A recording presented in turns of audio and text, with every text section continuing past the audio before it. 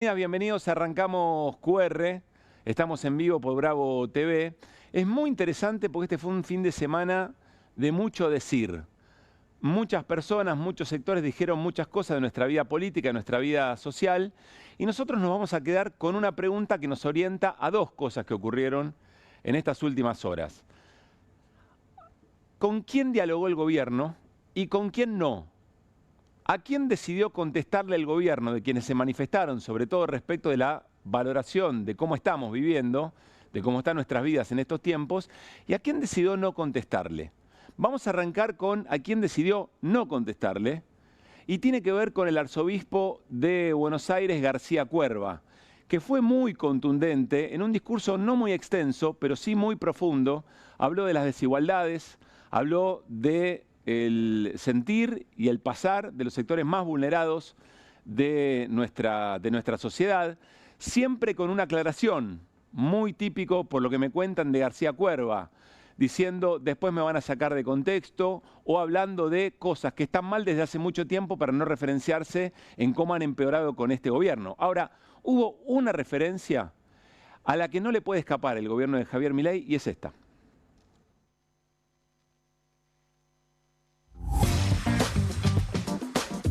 A pesar de que hoy también a nosotros nos dice que Argentina no está muerta, sino que a veces estamos adormecidos por la indiferencia y el individualismo, hay quienes se burlan de Jesús. Son los haters de aquella época, los que difaman, desprecian o critican destructivamente a una persona, a una entidad o a una obra. Los que odian y justifican su desprecio. El terrorismo de las redes, como decía el Papa Francisco. Hemos pasado todos los límites, la descalificación, la agresión constante, el destrato, la difamación, parecen moneda corriente. Bien, este párrafo de García Cuerva es imposible que todos no leamos que se lo está dedicando a quien impulsa ese tipo de confrontación, a quien utiliza el odio para llevar agua para su propio molino de la política. Está claro que está hablando del gobierno de Javier Milei, del propio Milei y de todo el equipo con muchos recursos del Estado que tiene preparados para esa propalación, para propalar el odio, para propalar este tipo de emocionalidad violenta. Ahora, ¿por qué Milei no le contesta a García Cuerva? Muy llamativo. Sí le contestó a otro personaje que ahora vamos a repasar y algún adelanto tenían por allí. Bueno, probablemente Milei no le conteste a García Cuerva, ni le haya contestado ni él ni todo su entorno, es decir, nadie, con lo cual ahí hay una decisión, porque de alguna manera el Papa Francisco todavía está vivo, el Papa Francisco vive. Es decir, Milei metió la pata fuerte con Francisco.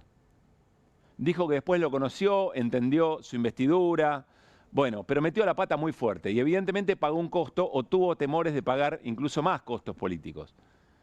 Y entonces, con la inercia de lo que significa hoy para nosotros, para nosotras, el Papa Francisco, evidentemente Milei sabe que ahí no se puede involucrar. Y entonces decidió no contestar, porque recuerden, hay una máxima en este gobierno, una máxima de la expresión política que es orientar la mirada de las sociedades. Entonces, con quien yo elijo discutir también implica, no solamente, pero también implica que ahí quiero llevar la atención. Pero esto de García Cuerva fue muy fuerte. ¿Por qué fue muy fuerte? Porque de alguna manera, me decía alguien muy conocedor de la lógica de la Iglesia, nos remite a algo que ya les contamos, una reunión de dirigentes sindicales y dirigentes políticos hace no mucho tiempo atrás, con referencias muy importantes del episcopado, de la conferencia episcopal, tratando de preguntarle la dirigencia sindical y política a los curas, a la Iglesia Católica, cómo estaban las cosas en los barrios y qué recomendaban hacer. Y a los obispos mucho no les gusta jugar tan frontalmente en la política, pero sin embargo, en cualquier obispado de todo el país, el discurso en estas horas, en estas misas del último tiempo y también en varios Te Deum, fue parecida a la de García Cuerva del 25 de mayo, el domingo. Hay una realidad a la que no pueden escapar y también la Iglesia está obligada a representar, pero tiene una particularidad. La Iglesia puede dar una respuesta organizada y muchos otros sectores de la política en este momento no. Ahora vamos a ir efectivamente a eso. Bueno, ¿a quién sí decidió contestarle y con quién entabló un diálogo el gobierno y Javier Milei? con este personaje, que si intentan ver tras la máscara, acá no hay muchas dudas, es Ricardo Darín. ¿Por qué con Ricardo Darín? Bueno, Ricardo Darín, primero expliquemos por qué está vestido de Batman. Porque Ricardo Darín, de alguna manera, hasta el fin de semana era el Eternauta. Y el gobierno se metió con el Eternauta. El gobierno salió a darle disputa de sentido porque implica cuál es el mensaje de la serie. Que tiene que ver, nadie se salva solo, el héroe es colectivo. Y como el gobierno tiene un ahínco especial con el colectivismo, con la justicia social, con la comunidad organizada, con la respuesta organizada de una sociedad, entonces le entró fuerte al Eternauta. Pero hasta ahí Darín representaba el Eternauta. Hasta que fue a cenar con Mirta Legrand, le preguntaron cómo veía el país y, un poco irónico, pero después un poco en serio, dijo: la cosa está muy mal. La gente le está pasando muy mal. Y entonces por eso nuestro graf no es la empanada. No es la empanada. Lo que describe Ricardo Darín es efectivamente la situación social. Y entonces en ese momento Darín se convierte en Batman. Porque todo lo que representa Darín, que no es un artista que necesariamente se involucre mucho en la política, tiene posiciones en algún caso ambivalentes, o si ustedes quieren, no por faltar el respeto, pero no necesariamente muy jugadas en tiempos en que la polarización y la grieta ha sido toda una marca de la política argentina. Pero sin embargo, en la mesa de Mirta Legrand tomó una decisión, y tomó la decisión de hacer esa caracterización. Como penetra en distintos sectores de la sociedad, como es transversal, y como su voz, de alguna manera, por no haber estado involucrado en la grieta de la discusión en la Argentina, su voz es legitimante. ¿Legitimante de qué? De cómo está la gente. Porque hay distintos personajes que si dicen algo, inmediatamente se los puede achacar con que en realidad están jugando para algún sector de la política. A Ricardo Darín nadie le puede decir eso. Y quizá por eso es que al gobierno le dolió tanto. Y además le puede contestar, como le ha contestado a otros artistas. Recuerden siempre lo que Jorge Fontevecchia nos dijo una vez aquí, charlando con nosotros, respecto de por qué Milei atacaba a cierto sector del peronismo y no a todo. Le ataca especialmente al que siente que le habla a su público, al que le habla al sector de la sociedad que le importa qué es lo que piensa de su propio plan económico, de su gobierno. Bueno, entonces Darín se convierte en empanada. Perdón, en empanada no. Darín se convierte en Batman. No es la empanada. Es esto que Ricardo Darín hoy, tomando la decisión de salir a contestar, que no es un dato menor, resalta cuál era el mensaje, qué es lo que quiso decir. Escuchen. Por supuesto que hay todo tipo de empanadas, más caras, más baratas, depende del barrio que te toque y demás. Pero en realidad me parece que queda claro de que estábamos hablando, de que los precios están elevados, la gente lo sabe. Sí. O sea, no, esto no tiene nada que ver con hablar ni mal del gobierno, ni mal del señor Caputo, que me trató de Ricardito y sí, medio como que... Sí, ¿fue despectivo o va o te baja? Hay un primer gran significante en esta respuesta de Darín, que responde, insisto con esto. Podría no haber dicho nada, podría haber permanecido en silencio, seguramente dentro de un par de días no estamos hablando más de esto, pero sin embargo toma la decisión de salir a subrayar que lo que él estaba diciendo no tenía que ver con cuánto vale una empanada en la Argentina. Para Hernán Lecher sí, el tema era la empanada, pero ahora vamos a hablar, nos va a explicar por qué. No, Ricardo Darín dice, el tema es cómo vive la gente y que las cosas están carísimas. Y las cosas están carísimas y los salarios no acompañan. Lo dice Ricardo Darín. Y al gobierno le molesta y puede salir a contestarle porque ya está un poco en esa batalla. Como lo hizo con periodistas, como lo hizo con otros artistas, etcétera, etcétera. Con la Iglesia Católica no, porque el precio es otro, el costo puede ser otro. Ahora, alguien más habló el fin de semana. Cristina Fernández de Kirchner, en un encuentro de la cultura popular en el barrio Saldías, en la ciudad de Buenos Aires. Interesante, varias cosas del discurso de Cristina, cuánto duró, mucho más breve que otras veces, no una clase magistral, el lenguaje, la caracterización del momento, su lectura del momento económico. Hay un mensaje también seguramente para la militancia. Dice, la militancia tiene que dejar de ser electoral o electoralista y tiene que ser política. Pero hay una frase que nos parece que conjuga con por qué estamos discutiendo a Darín y por qué el gobierno elige discutir a Darín, que es esta. Este modelo ya fue implementado en la dictadura, fue implementado durante la convertibilidad y siempre fracasó y va a fracasar una vez más. ¿Y significa entonces esto que la gente va a venir otra vez a nosotros? Me permito dudarlo seriamente. Me permito dudarlo seriamente. De hecho, vimos en esta última elección acá en la Ciudad de Buenos Aires, que fue tan paradigmática además, cómo en barrios populares, como el que está acá al lado de Saldías, por ejemplo, en los que Milei había ganado en la primera vuelta del año 23, ahora perdió. ¿Saben por qué perdió los barrios populares? Que había ganado en todos en la primera vuelta, porque es el lugar en donde primero impacta la crisis. Se termina la changa, ya no se puede contratar ni la niñera, ni el pintor, ni el cuidador, ni el jardinero, ni el plomero, ni nada. Es ahí donde pega. Y esto va a seguir, porque este modelo le sirve a un 30% de la población, el otro 70% queda afuera. Lo que pasa es que no todos van siendo impactados en forma simultánea, sino que es progresivo. Lo vimos los que fuimos testigos en la dictadura y los que fuimos testigos durante la convertibilidad. Y vimos también que en esos barrios populares perdió, pero se ve, y nosotros ganamos, pero hubo votos que no salieron a votar. ¿Por qué? Porque pareciera, tampoco estoy tan segura, estoy analizando en voz alta, que aquellos que apostaron a Milei tampoco quieren volver con nosotros.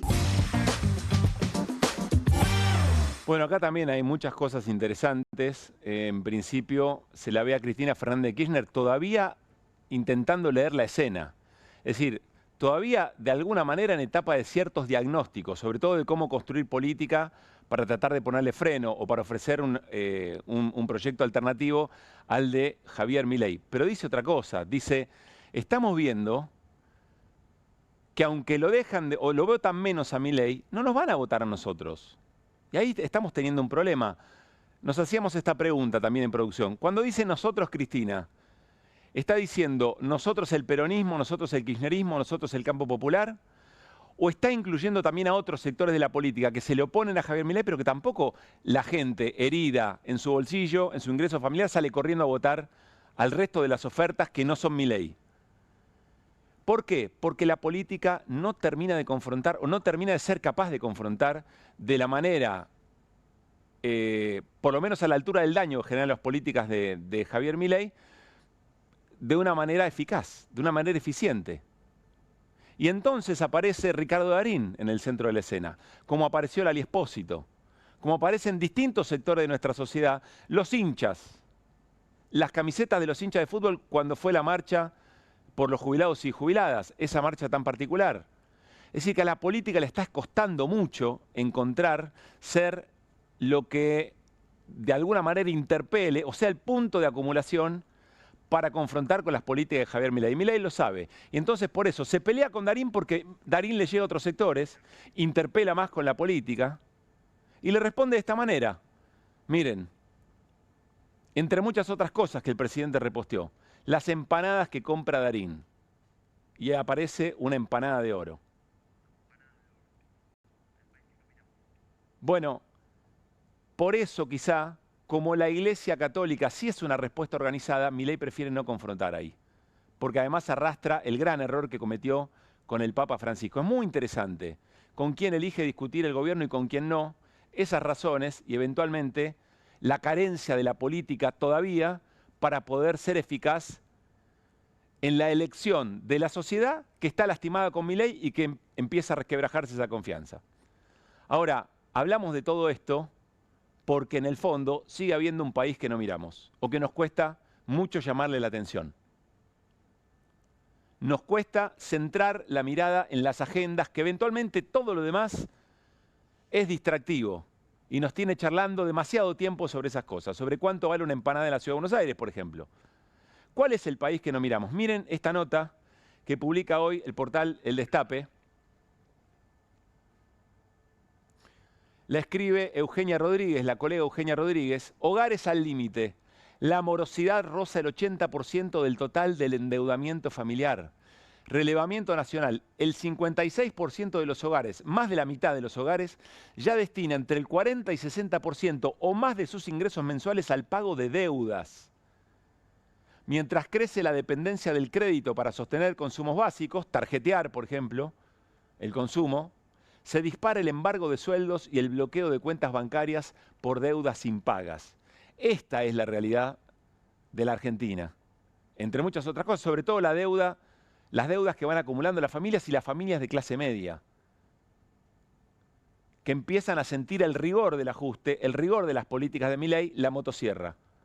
El gran desafío de la política, no de Ricardo Darín, el gran desafío de la política, que le reclama también la Iglesia Católica, che, son ustedes los que tienen que salir, es tratar de convencer al sector de la sociedad que las razones por las cuales se vive cada vez peor es por las políticas públicas de Milei y que hay un proyecto alternativo. Esa es la gran crisis, una crisis que está todavía muy presente y demasiado cerca de las elecciones del 7 de septiembre en la provincia de Buenos Aires y de las elecciones nacionales. Arrancamos QR con las voces del día. 10 intentos de hackear mi WhatsApp, mensajes y amenazas desde 4 números distintos. Me inscribieron o registraron con mi propio nombre en una página porno. Intentos de amedrentar de este modo a distintas personas. Argentina sangra en la inequidad entre los que se laburan todo y los que han vivido de privilegios que los alejó de la calle. Alejados de la gente de a pie, no sienten su dolor y su esfuerzo diario por salir adelante.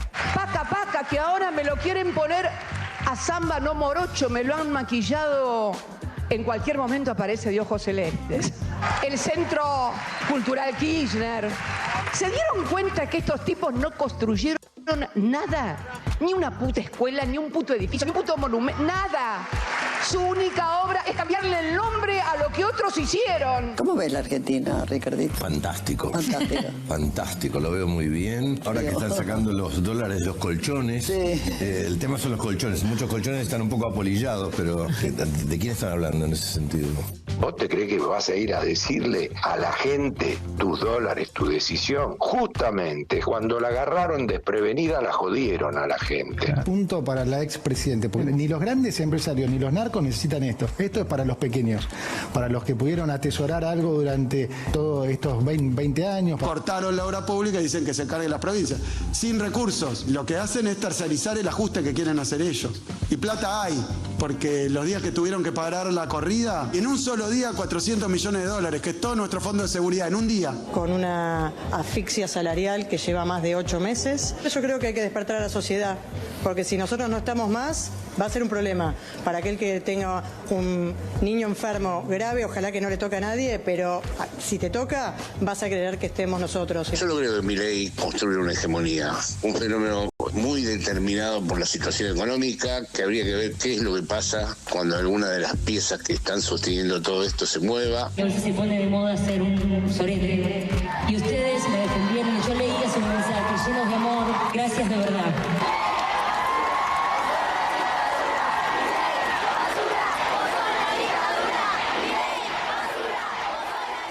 Bueno, muy buenas noches, Irina Hauser. Hola, Hernán Lecher, ¿cómo están? ¿Qué tal? ¿Cómo estamos? Bien, estaba pensando en la doctora Justiniana, la doctora, si no me equivoco, del Servicio de Emergencias del Garraham. Eso perfectamente también es el país que no miramos, ¿no? De la misma manera que contamos las familias endeudadas. Lo que está costando, pareciera, es identificar que las razones del endeudamiento de las familias, del vaciamiento del Garraham, de los productores de pera de la provincia de Río Negro, de los yerbateros de Misiones, es la misma, y que eso se nuclea alrededor de un discurso político alternativo. Este es el gran desafío, por eso hacíamos esa referencia en la apertura del programa. O sea, cuando hablamos del tema Paca Paca el viernes, yo no había visto lo de Tattle Twins. Yo no, tampoco lo habíamos visto. Yo lo había visto, pero no estuve el viernes. Sí, pero es muy fuerte. Es muy fuerte. Sí. De verdad. Y sí, porque es directamente, es un discurso antimarxista, digamos, ¿no? No, es adoctrinamiento puro y duro. Es adoctrinamiento puro cuando además ellos se cansaron de decir que en las escuelas porteñas o de distintos lugares, digo ellos los libertarios o la derecha en general, ¿no? Sí, igual ya el reflejo ya es, bueno, lo que hacían otros, ahora se quejan, lo hacen esto, pero comparando dos cosas que con una mano en el corazón, No, honestidad pero esto es intelectual, salvaje. nos parece que no es lo mismo, ¿no? A mí me parece que tiene más finalidad destructiva que de adoctrinamiento de los propios libertarios. Creo que en el sentido de destruir el personaje Zamba, ¿no? De destruir de romper el aparato, claro, claro.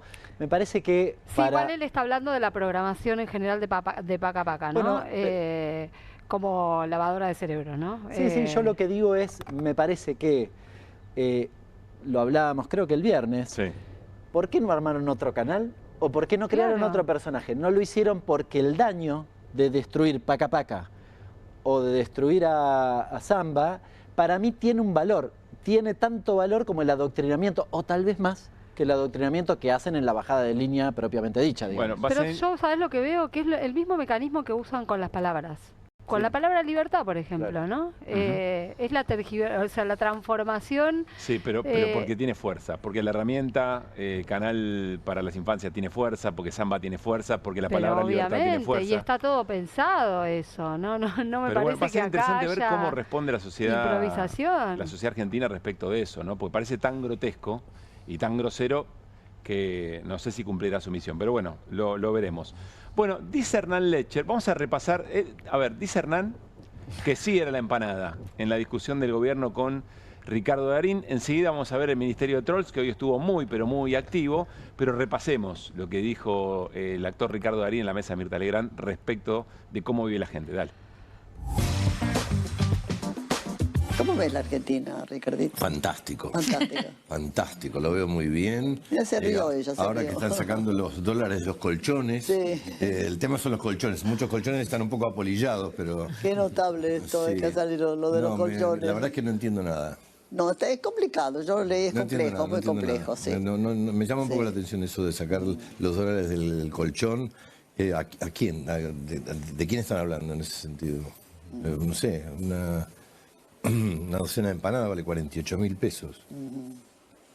48.000 pesos, una docena de empanadas. Así que Ariel y yo nos clavamos 6 o 7 empanaditas de las chiquitas. Tienen para un rato. Pero la verdad es que no entiendo muy bien. Los precios son terribles. No entiendo muy bien. Hay algo que no me termina de cerrar. No sé, no comprendo de qué están hablando. No alcanza la plata. Hay mucha gente que la está pasando muy mal. Muy mal. Sí. Muy mal. Bueno, está claro para mí que no era la empanada, pero dice Hernán Lecher que sí era la empanada, así que vamos con la argumentación. A ver, Hernán, es también la empanada. También. Yo creo que uno puede decir, en eso que dijo hay muchas aristas interesantes. Probablemente la más importante es la que vos planteabas recién. ¿A quién eligió el gobierno o con quién eligió discutir? Obviando el dato político más importante, que es lo que dijo la Iglesia en el Te Deum. Está claro que eso es el análisis principal, pero hay dos cosas más. La primera, que uno surge ahí, y en la aclaración del propio Darín surge también, que es, la plata no alcanza. Es eso. Claro. No importa el número. Eso probablemente era más importante. Pero yo quiero reivindicar la discusión de la empanada. ¿Por qué, Hernán? Porque hay una cosa que no se dijo y que pasa como por abajo de la línea, casi desapercibida, que es, ¿cuál es el argumento que utilizó el gobierno para denostar a Darín?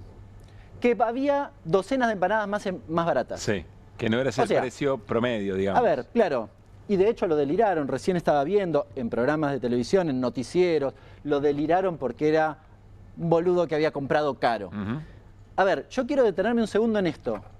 Darín le gusta comer empanadas de una determinada calidad que las encontrás en mercado, en cualquiera, en Rappi, cualquiera las encontrás fácilmente. Son las que le gustan. ¿Cuál es la propuesta que hace el gobierno? Que compre las más baratas, las que no le gustan. Es decir, que se ajuste. Eso en mi barrio se llama ajuste. Está bien, ¿eh? Bien. No está mal. Se llama ajuste. Lecher. Baja tu calidad de vida porque total tenés unas más baratas. No compres las que vos te gustan. No compres la gaseosa que te gusta. ¿Por qué? Vas a decir, hay una más barata. Compra la más barata. No, pero a mí... No, comprar la más barata. Sos un gil. Es una estafa. Nos quisieron vender que era un gil cuando en realidad lo que le están proponiendo es que viva peor. Como nos hacen a todos los argentinos. Es bastante sencillo. Ahora, el gobierno hizo de esto una bandera para denostar como si fuera un salame, a Darín, cuando en realidad lo que le está proponiendo es eso, no compres la que te gusta. Perdón, que además es el actor protagónico del Eternauta, ¿no? Y a mí me parece que ese dato no pasa ya viene esa discusión, claro. Sí, obvio. Pero Darín, hasta ahí era el Eternauta. Sí. En este momento, por eso insistimos con la figura, se convierte en otra cosa, Darín, cuando sale a dar esta discusión y toma la decisión de darla, porque después responde. Sí. Por eso jugamos con la idea. Darín ahora es Batman. En algún punto se convierte en eso, el gobierno lo ha convertido en eso. Decía Hernán, ataque muy furioso, no es chiste, el Ministerio de Trolls, ya saben, es un segmento de nuestro programa, son muchos recursos, es mucha plata, no se sabe de dónde viene toda la plata para el Ministerio de Trolls, quizá Irina después nos vaya a contar algo sobre este tema, pero atacaron fuerte, a la voz de Aura, a García Cuerva nada. Pero nada, ninguno se equivocó, ni por error, ni de casualidad. Con Darín, la gran mayoría. Vamos a ver primero, por supuesto, a Daniel Parisini, que utiliza el nombre, el usuario Gordodán. Acabo de comprar una hamburguesa a 92.000 pesos, ahí arranca la cosa. Esto es ayer por la noche, 11:30 de la noche del 25 de mayo. ¿Qué más? Bueno, la cuenta oficial de La Libertad Avanza. Miren, la empanada jugando con la idea de fabricada en Tierra del Fuego, razón por la cual es mucho más cara. Esta la ensamblaron en Tierra del Fuego, juega el gobierno. Tommy Shelby, otro de los usuarios muy conocidos de la parte de la patota digital del gobierno. No seas Darín, no seas boludo, pagá las empanadas lo que salen. ¿Qué más? León Libertario, ok. Las empanadas que va a comer Darín. Este es el dueño de un restaurante muy, muy prestigioso, internacional, bueno, de mucho renombre, razón por la cual se está comiendo, le ofrece una empanada de oro. Y queda uno más, creo, de muchos, de muchos. Otro usuario habitual, parte de la banda, odio a Darín. Bueno, ahí está. No podía faltar, ¿no? El odio como vector. No hay metáfora, ¿te das cuenta? No hay metáfora. Bueno, ya lo dijo Iván Jagroski hace mucho tiempo. No, está bien, pero me parece que hay que remarcarlo. Lo dijo hace mucho tiempo, pero sí. todo vuelve y se potencia. Claro. Sí, no, todo fue empeorando. Son muchos más, son decenas de mensajes de esta característica, es decir, todo el aparato en redes, digital del gobierno apuntado a Ricardo Darín, porque evidentemente allí algo molestó y al mismo tiempo, bueno, es una discusión que siente el gobierno que la puede eventualmente dar. Irina. No, es que cuando la cuestión, o sea, digo, cuando se pierde la metáfora recurriendo al odio, ya la dimensión es otra. Bueno, hemos hablado largamente acerca de esto, ¿no? En ese sentido, digo, no hay metáfora y de ahí el paso a la agresión es de 2 centímetros, ¿no? Por otro lado, me parece que hay otra cosa que estamos viendo, que ya la hablamos también hace unos días, que es esta especie de bullying que se va generando en las redes sociales, ¿no? Hacia personas sí, por lo menos todavía efectivo en términos de orientar la conversación. Veremos si de condicionar la opinión, porque no solamente contra Ricardo Darín, es condicionar la opinión de alguien que ose decir cosas parecidas. Saben lo que les viene, digamos, ¿no? Y así efectivamente funciona. Sí, yo no sé si, o sea, digo, hoy no sé si esto es efectivo, o sea, no sé cuán efectivo. Evidentemente ellos confían en lo que están haciendo. Sí.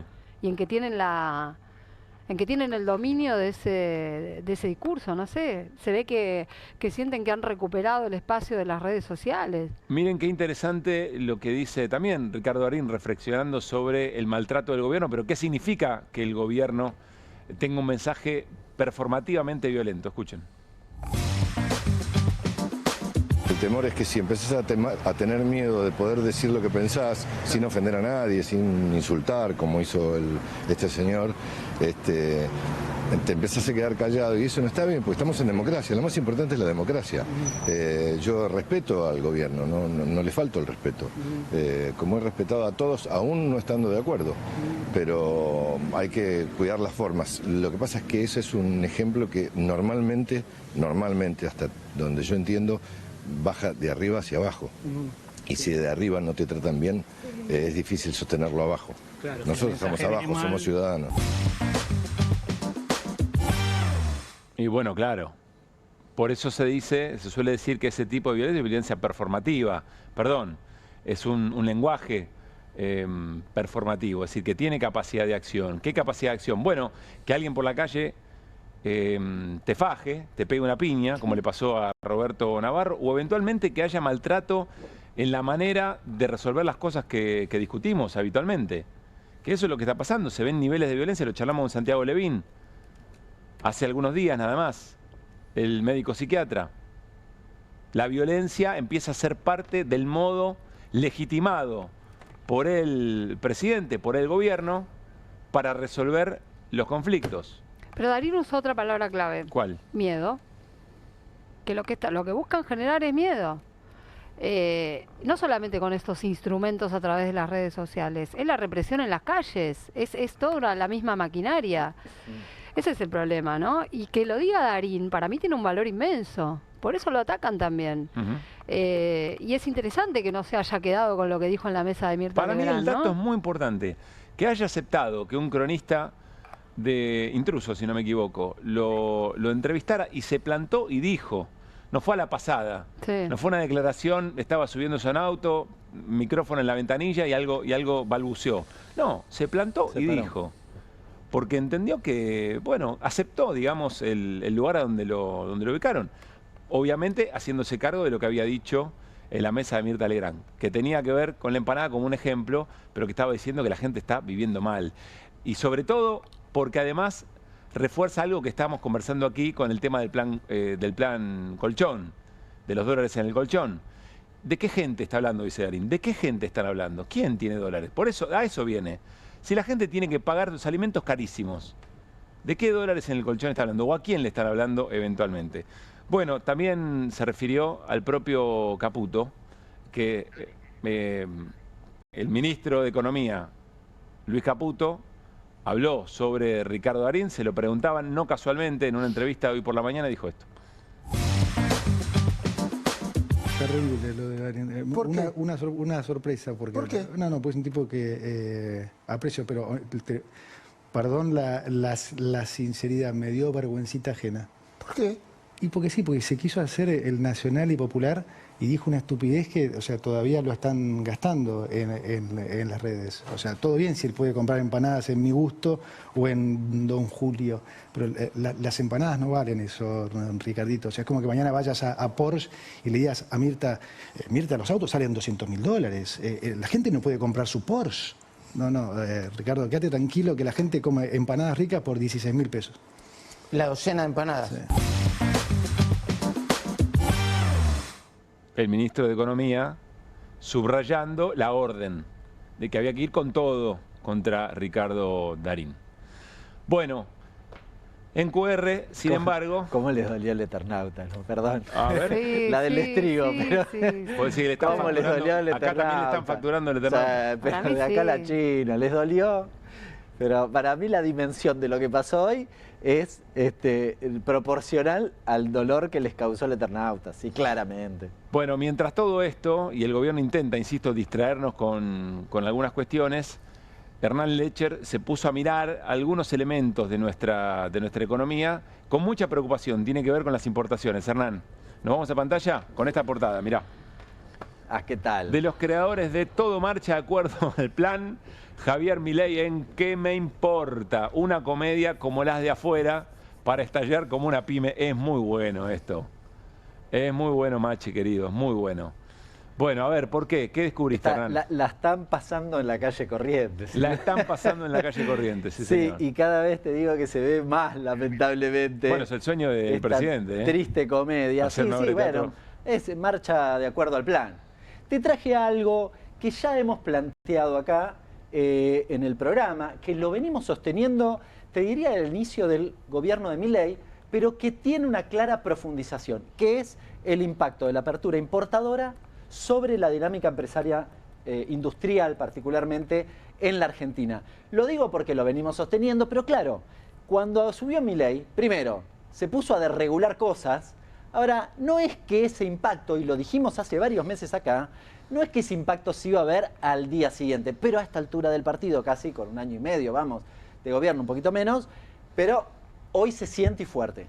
te traje datos concretos, salieron los datos la semana pasada respecto de las importaciones. ¿Qué te traje? Te traje importaciones de consumo final, las que van en la góndola, y abierta por rubro. Después te traje algunos datos de alimentos, traje 2 placas y después algunas cositas que sé que ilustran muy bien lo que sucede en la Argentina. Mira, importaciones de consumo final. Estos son los primeros 4 meses de este año respecto a los primeros 4 meses del 2024. Cuando lo haces contra el 2023 te da más o menos parecido, hago la aclaración, porque por la devaluación vamos a decir, bueno, el 24 no te da grandes diferencias. Lo trajimos en dólares, podría haber traído en términos porcentuales. Fíjate, productos alimenticios prácticamente se duplicaron. Estamos hablando de casi 700 millones de dólares en 4 meses. Número importante. Se duplicó productos alimenticios. Ahora te voy a contar de qué se trata. Lo mismo pasa, o en buena medida, un incremento en todo lo que tiene que ver con medicamentos. Fíjate, marroquinería. También prácticamente se duplica el valor. De nuevo, te lo traje en dólares porque ilustra el problema que te genera en el frente que te genera. Es decir, no tengo dólares. Claro. Y mira los numeritos que tenés en estas cuestiones. Electrodoméstico. Bueno. Eso es muy fuerte, ¿eh? Tremendo. Pasa de 72 millones a 315 millones aproximadamente. Un incremento fenomenal. Jabonería, pinturería, ahí el incremento. Fíjate, son todos los rubros, todos. No dejé ninguno afuera, ¿eh? Esto está algunos agrupado. Algunos muy importantes, algunos un poco menos. Motos, bicicletas. Estos no son las motos grandes, sino los ciclomotores más chiquititos y demás. Bicicletas y demás. Lo mismo. Prenda de vestir. La bicicletería que venden las empresas. Yo tengo uno en San Martín que está, que no puede más. Obviamente que dice, y tengo que importar. Te cuento, aprovecho e interrumpo un segundo. Domingo a la noche, cumpleaños de mi hijo, viene un industrial de San Martín al cumpleaños, se dedica a hacer amortiguadores. Me cuenta el siguiente dato, me dice, hacer el amortiguador hoy, yo conozco la empresa, es una pyme familiar, debe tener 20, 30 empleados, no más que eso. Dice, hacer un amortiguador hoy me cuesta, entre los insumos que compro, 30.000 pesos.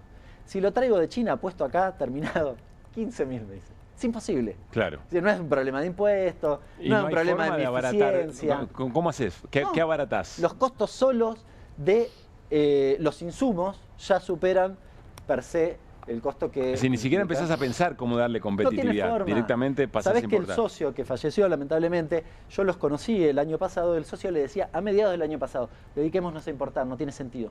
Claro. Bueno, tenía razón lamentablemente. Prendas de vestir, lo mismo, bueno, vamos más rápido. Joyería, juguetes, lo mismo. Productos de caucho, también un incremento importante. Y acá hay un paquete de otros.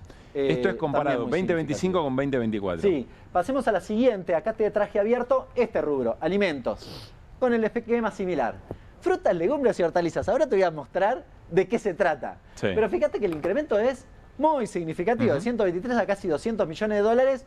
Acá tenés fruta, verdura, cosas. Todas cosas básicas que para nosotros son muy difíciles de producir. Se supone que en la Argentina somos algo de eso expertos, al menos en ese rubro. Café, té, mate, extractos. Bueno, lo mismo, un incremento significativo. Acá tenés todo el tema de la yerba mate y toda la discusión que hemos planteado en otras oportunidades. Mirá la carne. Carne fresca. No había prácticamente importaciones, ahora tenés 100 millones. Ahora lo vas a ver en un ratito y vas a decir, ¿en serio pasó esto? Sí. No te lo miento. Bueno, pescados, chocolates, aceites, cosas básicas en las que la Argentina se supone que es experto en producción. Como sé que te interesan estas cosas, busqué qué había pasado, algunos casos paradigmáticos de la última semana. No me fui lejos, porque hay otros. Los fideos de Albaña ya los conocés. Gran sección de QR, fideos de Albaña. Bueno, te traje otros ejemplos solo de la última semana para contarte qué es lo que está pasando en la Argentina. Todos los portales se han hecho eco de esto. Importaciones al alza, Argentina ya compra carne, tomates y zanahoria de Brasil. ¿Qué tal? Bueno, el cronista, leche uruguaya, bicis china, crece el modelo de pasar a importar. Bien, bueno, cosas de la última semana, fíjate, 23 de mayo. Esto, pensemos como pensemos, no puede no hacernos ruido. Que tengamos que importar la carne, el tomate y la tomate y zanahoria. Un montón. No puede no hacernos ruido. Sí. Algo no funciona bien en ese esquema. Fíjate la siguiente. el consumo de ropa importada, que tanto se ha discutido, supera la nacional y marca un récord histórico. Metele antes que se largue a llover. Sí.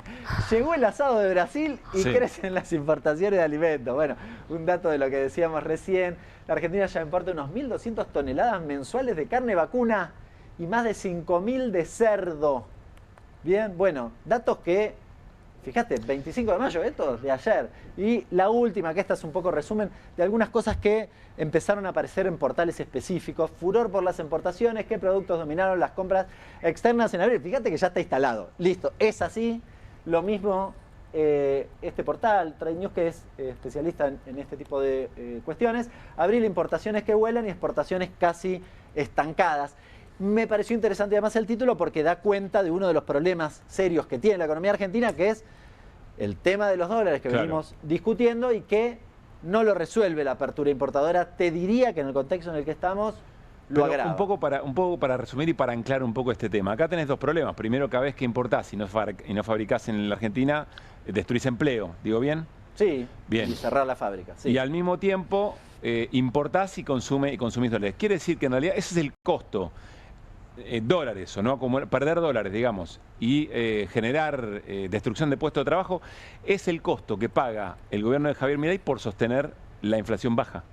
Sí, básicamente sí, con varios, asteriscos, ¿no? Sí. Porque si vos pensás, ¿cuánto tiene que ser la inflación para que yo acepte que echen 7.000 personas en Tierra del Fuego o que echen gente en todas estas empresas que estamos viendo acá? ¿Cuántos valen? Con una inflación del 1%. Claro. ¿Cuánta gente es? ¿Cuánto estás dispuesto? ¿Cuánto? ¿50.000? Bueno, es una pregunta política. Claro, profundamente política. El 1% de la desocupación, ¿cuánto es? Claro. Bueno. Gracias, Hernán. Nos vamos a ir a la mesa porque ya está nuestro invitado de hoy, es Horacio Rodríguez Larreta, ex jefe de gobierno de la ciudad de Buenos Aires, legislador porteño recientemente electo. Horacio, ¿cómo está? Muy buenas noches. ¿Qué tal? Buenas noches, ¿cómo les va? Gracias por venir. Gracias por la invitación. Teníamos ganas de arrancar pidiéndote, preguntándote qué te pasa, qué sucede cuando ves esta imagen o cuántas cosas te surgen al mirar esta imagen del Tedeum, por supuesto, del domingo pasado, de ayer. ¿Qué ves acá? Yo nunca apoyo las agresiones ni la agresión, si querés. En principio ves una agresión. Innecesaria. Sí, y a mí me parece que no es bueno para la Argentina las agresiones, ¿no? Vos te venís manifestando sobre esto de hace bastante tiempo, ahora no vamos a plantear en ese tema. Bueno, desde mi campaña también planteaba la necesidad de antes también, ¿no? Sí, de toda la vida. Nunca, a ver, yo goberné la ciudad muchos años, hicimos un cambio muy grande, teníamos un acuerdo político muy amplio y jamás agredimos a nadie, jamás un ataque a un periodista, jamás a la oposición, nunca. Ahora te voy a hacer una pregunta específicamente sobre eso. Pero en el modo en que la política... Hoy parece que quien no genera este tipo de emocionalidades violentas no acumula en la política. No sé, yo no sería tan terminante en eso. No, porque si no va a ser una competencia bien quien agrede más. Bueno. Yo no lo avalo. ¿No sentís que se están corriendo límites? Sí, se han corrido límites, sí. Pero estoy convencido que no es bueno para el país. Convencido. Y de la misma manera que yo sostuve eso y la gente no votó, pues justamente no acompañó. Vos me podés decir, bueno, hoy la gente apoya posiciones más extremas, violentas, yo no las voy a seguir. No estoy de acuerdo. ¿Y no te parece que el resultado electoral de la ciudad en alguna medida ha avalado eso? No, yo no creo que la gente avale la violencia en su resultado electoral. Que haya gente que haya apoyado las políticas del presidente en materia económica, en materia de inflación, es posible, sí, es posible. Y que mucha gente haya votado por un criterio nacional, por más que sea una elección de la ciudad. Eso sí es posible. De ahí a valorar la agresión no lo veo. Horacio, recién escuchabas, me parece, un poco la columna respecto del impacto de la apertura portadora. Yo recuerdo que cuando fuiste candidato en el 23, ustedes tenían más bien un plan de índole productiva. ¿Cómo ves esto? Productiva, desarrollista. ¿Y cómo ves lo que está haciendo Milei hoy? Lo veo con preocupación. Salvo que me muestres un cuadro al lado que me muestre un aumento de las exportaciones con sectores que aún toman empleo para exportar más. La verdad que eso no se ve. Yo creo que el crecimiento de la Argentina a mediano plazo viene por el aumento de la exportación. Somos un país muy cerrado, que exporta muy poco como porcentaje del producto. Y tenemos una diversidad de suelos, de materias primas, de productos enorme. Entonces, De vuelta, a mí me preocupa ese cuadro cuando no está el otro.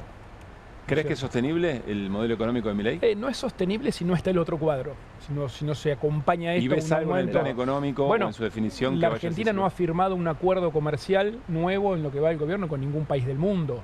O sea, no ves una polenta exportadora que están apoyando a los que abriendo mercados, viendo qué productos con valor agregado, no se ve. Es lo que yo llamo un plan de desarrollo. Yo tengo una visión de que la Argentina necesita un plan de desarrollo para ver justamente dónde están las barritas al revés para exportar. Eso no se ve, el gobierno no habla de eso. ¿Y qué ves al gobierno buscar? ¿Cuál es la apuesta? No, yo y lo digo siempre, yo valoro el esfuerzo por el equilibrio fiscal y la baja de la inflación. Eso es condición sine qua non. Sin eso no hay nada más. Ahora, yo creo que eso no alcanza. Tiene que haber un plan de desarrollo que acompañe, que haga que la Argentina produzca con mayor valor agregado. Acá, Vaca Muerta está fantástico, pero no alcanza. O sea, está buenísimo que entre en divisas, pero necesitamos empleo de mayor valor agregado. Y eso no se va a dar exportando granos de soja. Eso se va a dar si algún día exportamos aceite de soja y otro día milanesas de soja, y en vez de exportar litio, un día exportemos baterías. Eso es valor agregado. Está claro que la inflación, y sobre todo en la Argentina, es traumática, es una experiencia traumática para la familia. Es más, quien resuelve la inflación, incluso hay quien puede estar dispuesto a mirar un poco al costado respecto de los costos que eso implica. Pero ¿no te parece que los costos del modo en que Milei o el gobierno de Milei está bajando la inflación son demasiado altos? No, yo lo que cuestiono es que no haya al mismo tiempo un plan de desarrollo. Si la Argentina estuviera creciendo, si vieras una perspectiva de crecimiento, digamos, bajar la inflación hay que bajarla. El tema es que no te podés quedar en eso. Es una... Es decir, a vos te preocupa más cuáles son los ingresos que hacer foco en el ajuste, en el recorte de gasto. No los ingresos, el crecimiento, el desarrollo, la prosperidad para la Argentina. La prosperidad en los países se da solamente aumentando la productividad de la mano de obra. Ese es el único aumento de poder adquisitivo que es sostenible en el tiempo. Y eso se da con un plan. Eso se da con mayor innovación, con investigación y desarrollo, abriendo mercados de productos de mayor valor agregado. El 70% de nuestras exportaciones agropecuarias son alimento para animales, cuando en realidad debieron estar produciendo animales, o algún día, no sé, en vez de los granos de soja para alimentar cerdos en la China, algún día exportemos una pata de jamón de jabugo que sale, qué sé yo, $300, $400. Eso es desarrollo. Pero entonces en ese esquema quizás, no sé, hay que pensar cómo con el sector agropecuario lográs agregarle valor, no necesariamente bajar las retenciones. Bueno, agregarle valor es sueldos más altos. Esa es la única manera, como te digo, en vez del grano de soja, un día una pata de jabugo, como ejemplo. O, qué sé yo, el que saca mayor valor en la exportación de café en el mundo es un país que tiene 0 granos de café, que es Suiza, con Nestlé. En cambio, digamos, los que se hacen ricos son los suizos con Nestlé, mucho más que los colombianos con el grano. Y así hay muchísimos ejemplos donde las sociedades que prosperan son las que ponen valor agregado. Y eso requiere un plan, lo que yo llamo un plan de desarrollo. Horacio, ¿vos ves que hay un sector empresarial en la Argentina como para poder dialogar sobre este plan? Porque a algunos sectores parece caerle muy bien el proyecto de Milei y eventualmente si no lo hacen tampoco es que levantan la voz en la preocupación de las consecuencias que tiene lo que está ocurriendo. Sí, yo creo que zapatero a sus zapatos. El responsable de esto es el Estado, es el gobierno. Es el que fija el rumbo, el que tiene un plan o no lo tiene. No es responsabilidad de los empresarios, tienen que hacer bien las cosas y producir de la manera más eficiente dada la regla de juego. Entonces no le podemos echar la culpa a los empresarios de que no haya un plan de desarrollo. No la culpa, digo, si son un sujeto activo de la economía con el cual apalancar un proyecto de desarrollo. Pero siempre se negocia o se conversan políticas. Sí, también, pero digo, los empresarios argentinos son el producto de un país que ha tenido inestabilidad durante 100 años política y económica. Tampoco podés pretender tener, digamos, una clase empresaria comparable, qué sé yo, con la brasilera, con países mucho más estables. ¿Por qué no? Yo no les echo la culpa. Porque vienen de años de inestabilidades, gente que ha tenido que lidiar con inflaciones estratosféricas, con cambios en el plan económico de un día para el otro, donde hay 0 estabilidad en las reglas de juego. ¿Y ves posibilidad, ¿ves posibilidad de construir consensos necesarios para dar esa estabilidad? Depende de la voluntad del que conduce. O sea, no es una relación de pares. El que conduce es el responsable de llevar adelante ese plan y construir los consensos. No somos todos iguales en esto. Es un país muy presidencialista, donde el poder de presidente es muy fuerte, que es quien debiera liderar. Quien gobierna convoca. Y claro, es el responsable. Es el responsable.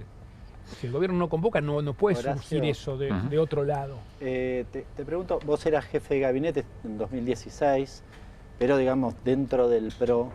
Y en aquel momento, Cabrera, yo recuerdo que impulsa un programa que se llama Plan Productivo Nacional, que en realidad de productivo tenía nada, y que en el propio proyecto establecía que iba a incrementarse 4% la desocupación porque se llevaban puestas varias de las actividades que ellos llamaban frágiles en aquel momento. Sí. ¿Se equivocó? ¿Cambiemos en ese momento? ¿Vos no estabas de acuerdo, pero estabas en otra tarea? No, sinceramente no recuerdo. Yo en ese momento era jefe de gobierno en la ciudad y laburaba 14, 15 horas por día en la ciudad de Buenos Aires, tenía bastante poco espacio mental para mirar otra cosa y tampoco es algo que haya tenido en ese momento tanta visibilidad pública. Entonces no lo sé, es la única respuesta que puedo dar. ¿Cómo está después de la elección? Estoy contento, entusiasmado. Volví, dije que iba a volver y volví. Camino a la calle hoy, arranqué de vuelta, recorriendo, caminando. Lo dije, ¿no? Que volví porque veo que la ciudad está mal. Veo que la ciudad se ha caído, que está sucia. Si querés lo simbolicé con el olor a pis, pero como símbolo de una decadencia de la ciudad, que me la dicen Hernán, todos fanático de la herramienta olor a pis.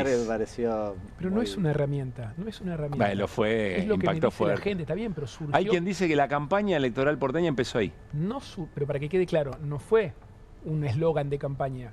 Yo voy barrio por barrio con mi cuadernito que lo tengo por ahí, voy anotando lo que la gente me dice. Después repaso, después mido.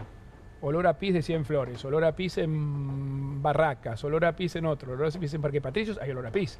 Llega un momento, me surgió de la gente, de reuniones de vecinos en un bar con 10, 15, a veces 50, a veces 3. De ahí surgió el olor a pis. No es la genialidad de ningún marketingero. Ahora, el problema detrás del olor a pis, ¿no es la cuestión de la gente en situación de calle? Sí, el primer problema es que hay olor a pis. Si no, no hay eslogan que valga. ¿Eso está antes de que el problema de la vivienda? O sea, que la gente tiene que dormir en la calle. No, pero ¿por qué antes? Porque no es un tema de jerarquía de problema. Acá hay olor a pis y punto. No es antes ni después que ninguno. Otro problema es que ¿dónde queda el problema? ¿Dónde queda el problema de la gente, de que hay gente en situación de calle, mucha y cada vez más? Sí, ese es otro problema. Otro problema, no es uno primero que el otro. Hay gente en situación de calle que demuestra, si querés, que el Estado se corrió. El Estado no está.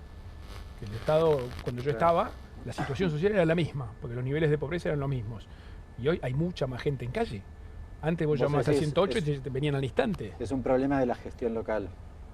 No, hay una situación de contexto, por supuesto, pero situación de contexto que no era distinta a la que yo tenía. Vos fíjate, el índice de pobreza es prácticamente el mismo. O sea, hoy hay menos presencia del Estado, menos asistentes sociales, menos paradores, y eso se ve en la calle. Porque la situación social es la misma. Decís que estás contento, lo sostenés, lo dijiste el propio día de la elección. Sí, pensé que arranqué de cero. Vos ya viste lo que te vamos a mostrar. Mauricio Macri no te cree que efectivamente estás contento, cree que estás exagerando, lo decía de esta manera. A ver. Se votó a Larreta y además Larreta salió muy sonriente, dijo volvimos, estaba contento con su cuarto puesto y con su 8%, estaba feliz. ¿Vos le creíste? No me digas que vos le creíste, Franco, no. Tan inocente no te hago, ¿no? ¿Por qué reacciona así, Macri? Bueno, fue un día duro para él. Domingo a la noche, la peor elección de la historia. Con lo cual se quiso poner en psicólogo a interpretar, yo estaba contento. No, ¿qué le importa? Yo estaba contento y punto, y no me importa lo que interprete él ni nadie. ¿Te llamó Jorge Macri después de la elección? No. ¿Y alguien lo vio? No. Horacio, ¿en qué momento se quiebra la relación? Porque vos le dedicaste, corregime, casi 20 años de tu vida a la construcción de ese espacio intensa, yo laburaba 24/7 todos los días. Mucho le dediqué. ¿En qué momento se quiebra el vínculo? ¿Y por qué? Uno de los pilares de la identidad del PRO era la gestión de la ciudad, la buena gestión de la ciudad. El método, el planeamiento, el trabajo en equipo, el laburar 24/7. Bueno, todo eso se fue diluyendo este año y medio que lleva Jorge Macri. Pero no se rompió antes todo. No es que hay un día. O sea, desde el momento que Mauricio apoya, avala o le parece bien la gestión de Jorge Macri, Es un abismo de diferencia lo que yo pienso, que la gestión es muy mala. Esa diferencia en el distrito más importante al cual yo le dediqué la vida, es una diferencia muy importante. Y eso es lo que nos separa, esa es la base de lo que nos separa. Yo sé que después se hacen todo tipo de interpretaciones, y le dediqué el topollillo a él, cosa que no. Y es muy difícil defender esa. Pará. Es muy difícil. Sé que es muy difícil defenderla, ¿eh? Y sé que seguramente vos no me crees. Pero bueno, ¿qué querés que te diga? No, digo que es difícil. Es difícil, obvio que es difícil. Y además cuando veo la interpretación, lo único que hago es cagarme de risa más todavía. Pero en ese momento no lo hice por eso. Pero bueno, no importa, ya está.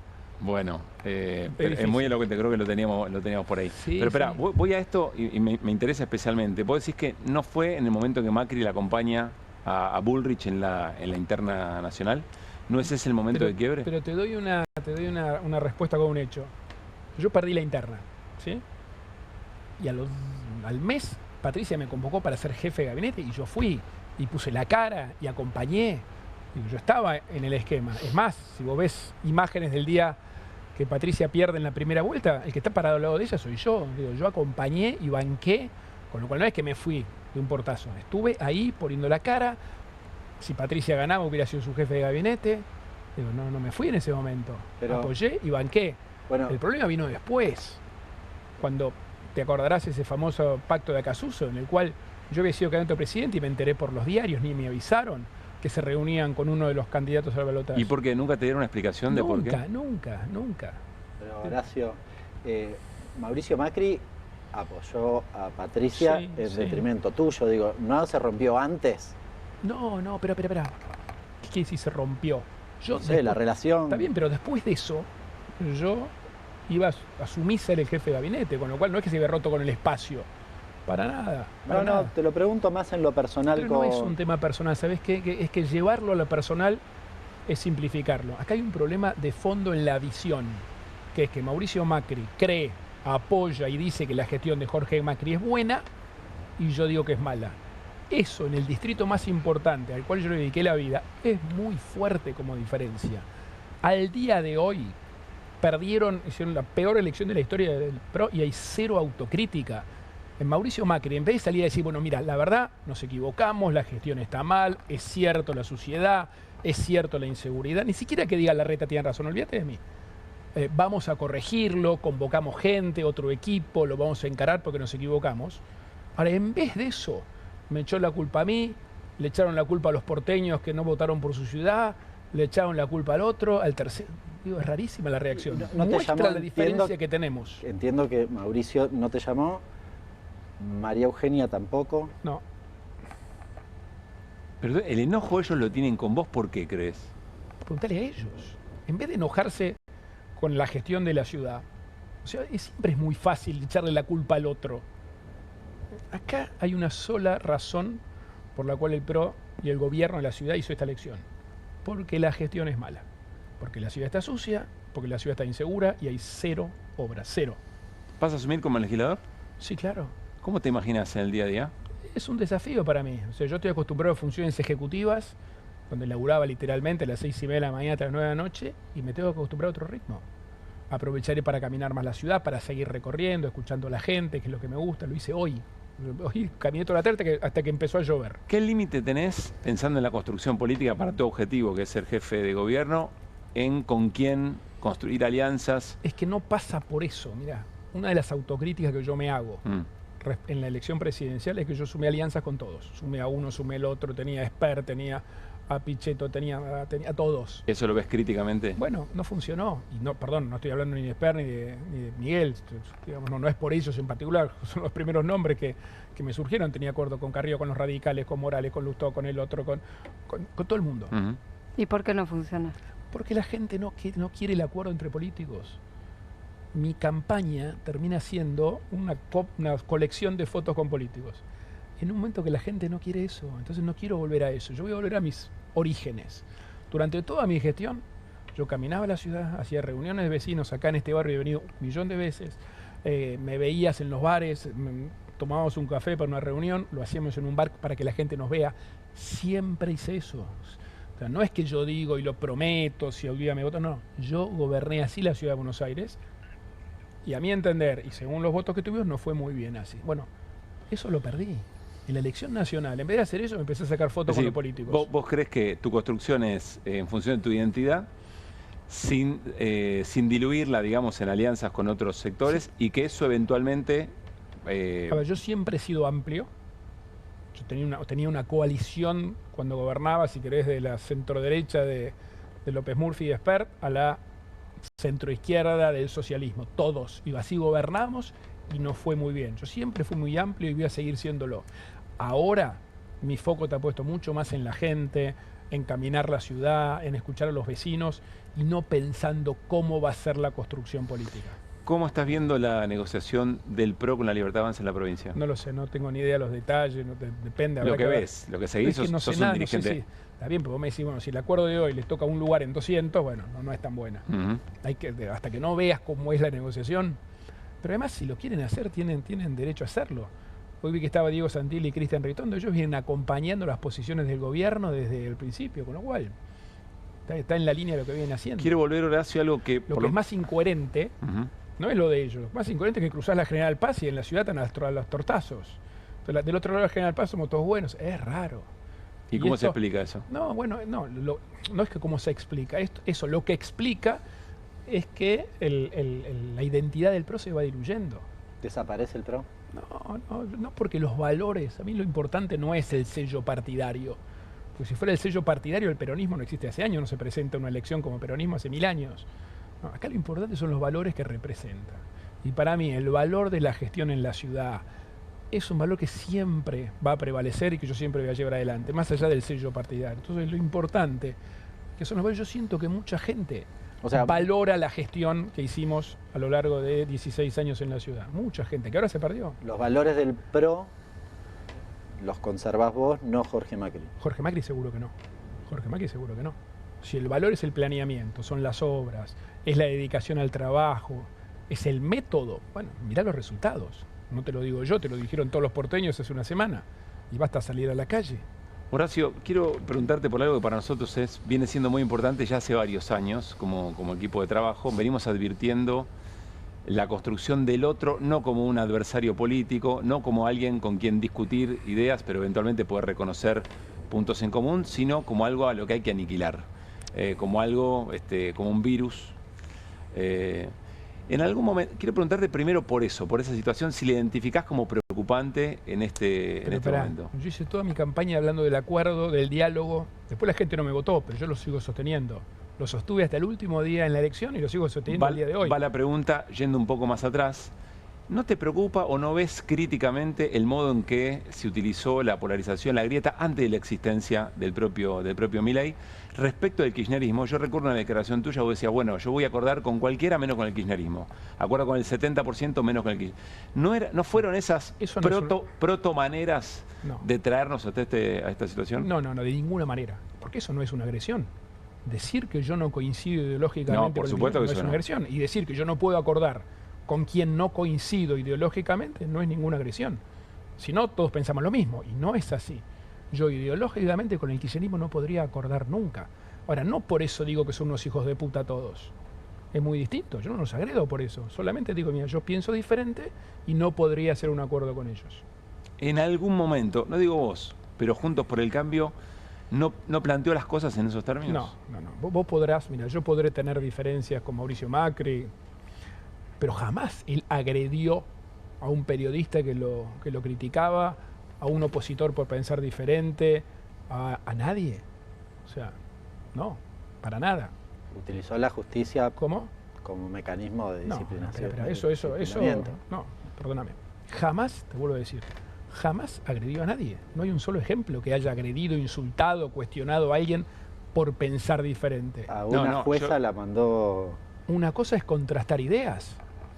No, Otra cosa es decir, usar la agresión como modo de construcción. Mi planteo, y te lo digo, lo estoy defendiendo a Mauricio Macri en este caso, sabiendo que tengo muchas diferencias con él en otras, pero en ese caso mi planteo, y me hago cargo del planteo, es que, por eso decía, no de la manera en que lo estamos viendo ahora, pero esto no nace un repollo, es decir, se fueron construyendo más que enemistades políticas, más que situación de adversarios, se fueron construyendo algo así como la idea de que si determinado espacio político ganaba o triunfaba, bueno, las cosas se iban a plantearse de una manera por fuera de una derrota o una victoria electoral. Perdón, una acotación. Cosa es la discusión de ideas, otra cosa diferente son las agresiones. Agresiones no hubo. No, que vos debes recordar una frase que yo también recuerdo, que es la de que hay que terminar con el kirchnerismo, que sí te la hemos escuchado. No, a mí no. Sí. ¿No? Bueno, habrá que ver los archivos, pero no nace con Milei.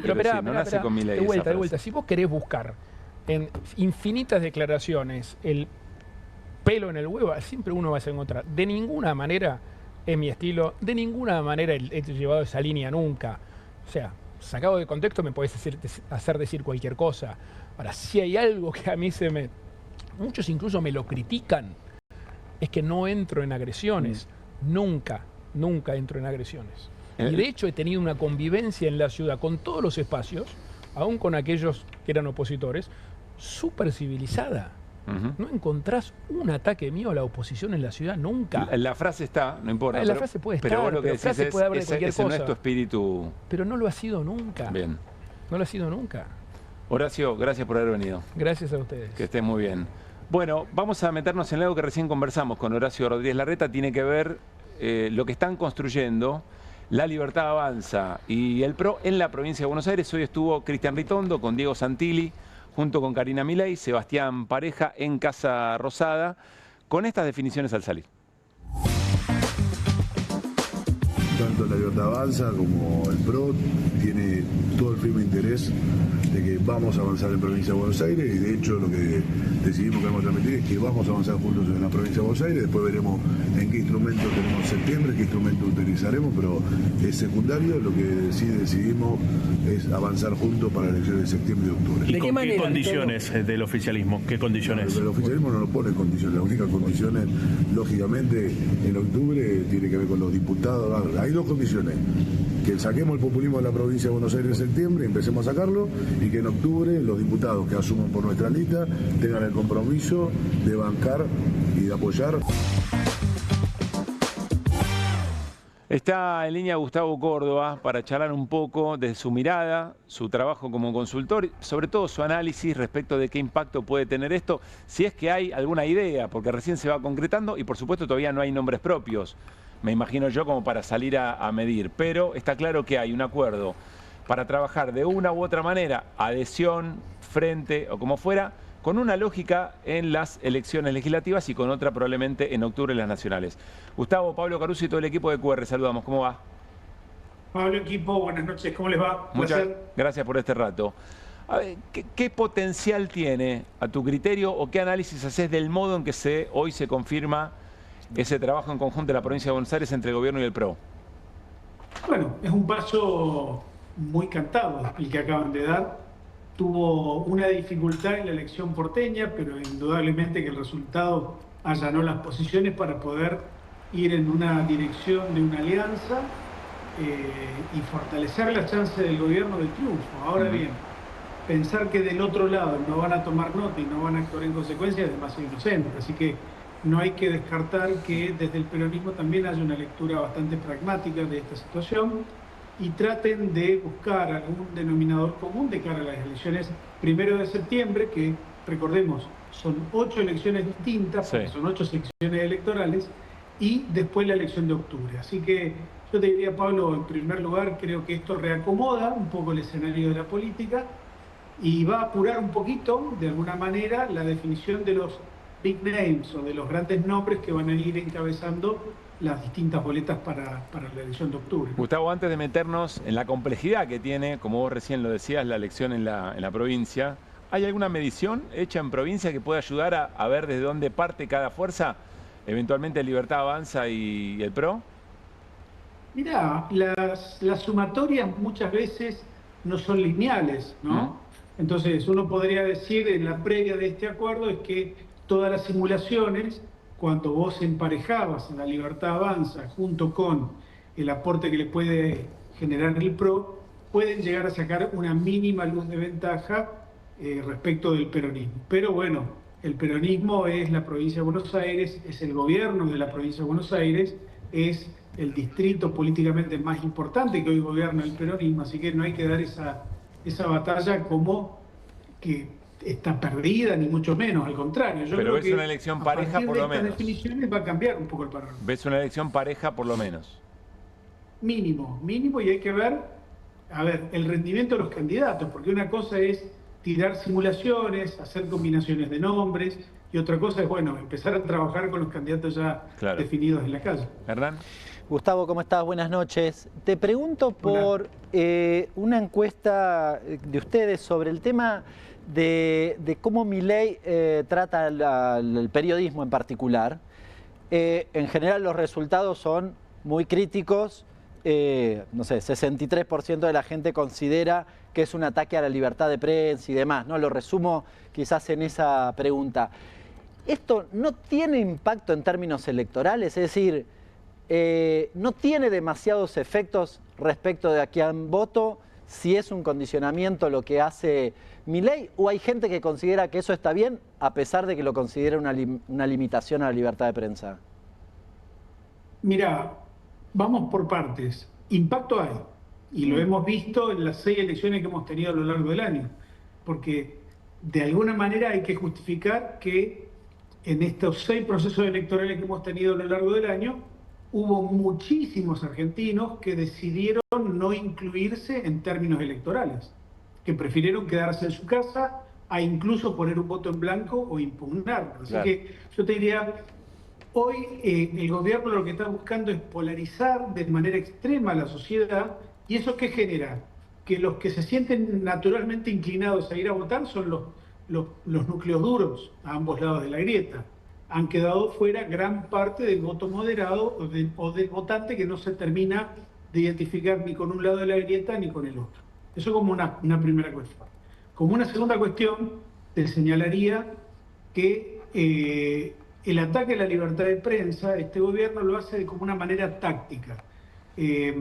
Cambió de enemigo, porque ya atacar a la casta es como mirarse al espejo en este momento para el gobierno. Entonces, para no tener que quedar forzado a decirse algo mirándose al espejo, tiene que buscar un nuevo enemigo. Y este nuevo enemigo es el periodismo. Acá déjame decirte algo. Nosotros hicimos una pregunta de si el gobierno busca en el ataque al periodismo desviar la atención para no tener que hablar de temas como, por ejemplo, la falta de dólares genuinos en la economía argentina, ¿no?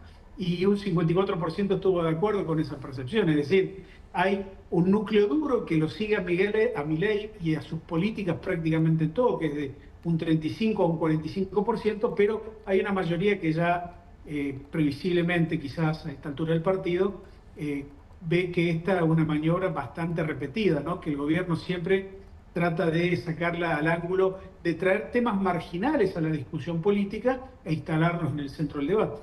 Gustavo, ¿cuántas chances hay de que no se nacionalice la elección del 7 de septiembre, las legislativas provinciales de la provincia de Buenos Aires, y eventualmente eso a quién beneficia?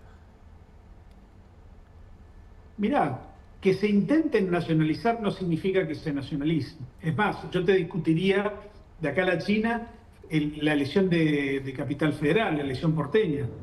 Hubo un intento de nacionalización, pero los efectos de esa elección que pueden ser nacionales, pero básicamente porque la ciudad de Buenos Aires es la mayor concentración de poder económico, político y mediático de la Argentina. Todo lo que ocurre en Buenos Aires se nacionaliza. ¿Ok? Ahora, la elección de la provincia de Buenos Aires tiene condimentos muy locales, muy regionales. De hecho, vos no vas a poder repetir los candidatos de la tercera en la sexta o en la octava. Entonces, son elecciones que quedan ahí. Es lo que decimos siempre, ¿no? Lo que pasa en las provincias queda en las provincias. En Buenos Aires lo que pasa en las secciones electorales va a quedar allí. Lo que sí está claro también es que en términos territoriales esto puede llegar a producir, esta alianza entre el PRO y la Libertad Avanza, puede producir un revulsivo para que en el peronismo dejen de lado algunas diferencias y marchen definitivamente hacia un acuerdo estructural en toda la provincia. Pero la presencia de Cristina en la elección, si todo sigue de acuerdo a ese plan que han comentado allegados a Cristina, Cristina nunca lo dijo, ¿no? No aseguró que efectivamente iba a ser candidata por la tercera. Pero si eventualmente lo fuera, ¿eso no nacionaliza inmediatamente la elección? La tercera. Porque si vos la buscás a Cristina, vamos a suponer que es candidata. Que yo pero no derrama, a ver, no trasciende, no desborda de alguna manera a otros. Pero si vos no vivís en la tercera, ¿cómo haces para votarle a Cristina? No hay manera. Y no puedo votarla en contra tampoco, porque tampoco está entre las que vos vas a encontrar en el cuarto oscuro. Tiene limitaciones ese planteo. ¿Sabés qué pasa? Que muchas veces el planteo de nacionalización va de la mano del poder de los medios de comunicación. Y a veces funciona, como en el caso porteño, algún argumento, alguna narrativa, pero en la mayoría de los casos no. Es como que vos me dijeras, porque ganó Adorni en Capital Federal, a partir de ahora, como se nacionalizó, todas las elecciones las va a ganar La Libertad Avanza. Y eso es un argumento bastante endeble por estos días. Bien. Y una última, Gustavo, ¿cómo se va? Viste que después de la elección en la Ciudad de Buenos Aires hubo una pelea por el sentido. Quién ganó, quién perdió, etc. Algunas cosas están bastante claras, por ejemplo, el resultado del PRO. Después recién estuvo con nosotros Horacio Rodríguez Larreta. Si ganó, perdió. Bueno, en la provincia de Buenos Aires, ¿cómo se hace para saber quién gana en una elección de estas características con 8 secciones distintas? ¿Se suman todos los votos? ¿Depende el volumen de cada sección? ¿Qué te imaginás? Mirá, primero intentar analizar que esta es la primera vez en mucho tiempo que se hace una elección provincial en Buenos Aires separada de una nacional, ¿no? Entonces, el registro de una comparativa es nulo o escaso. Entonces, primero eso, la dificultad de poder analizarlo. En segundo lugar, yo te diría, va a haber ganadores territoriales, regionales, más no se van a poder hacer otro tipo de análisis. Ahora, déjame sí decirte lo siguiente. Por lo general, a las elecciones intermedias le ponemos características, condimentos y le damos una relevancia tal que pareciera que el mundo termina el día después de la elección. ¿Y cuál es la realidad? Todo lo contrario. Es decir, esta elección, imagínate en la provincia de Buenos Aires, vamos a pensar a nivel nacional. Las últimas 5 veces que se ganaron las elecciones intermedias, los ganadores de estas elecciones no pudieron repetir en las presidenciales siguientes. Es decir, es una elección que tiene un resultado acotado, que tiene su relevancia, tiene su importancia en la composición de las cámaras, en la distribución del poder territorial, pero de ninguna manera esta elección configura el escenario de las presidenciales, como tampoco va a configurar el escenario de la gobernación de la provincia de Buenos Aires en la elección de septiembre para el año 2027. Gustavo, gracias como siempre. Al contrario, abrazo. Un abrazo grande. Muy bien, nos vamos a ir a una tanda y al regresar, atención, vamos a hablar con Irina Hauser respecto de lo que está pasando en la CIDE y un plan de inteligencia que aparentemente incorporaría la persecución, el condicionamiento incluso de periodistas, comunicadores y dirigentes políticos. Y tenemos también nuestra sección Milei, opositor de Milei. No se vayan, hay mucho QR todavía.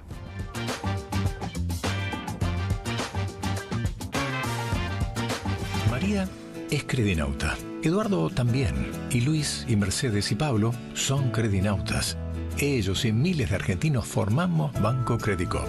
Y somos credinautas porque desde siempre creímos que es mejor hacerlo juntos y no hacerlo solos, porque somos cooperativos y solidarios, y porque sabemos que solo nos salvamos si lo hacemos entre todos.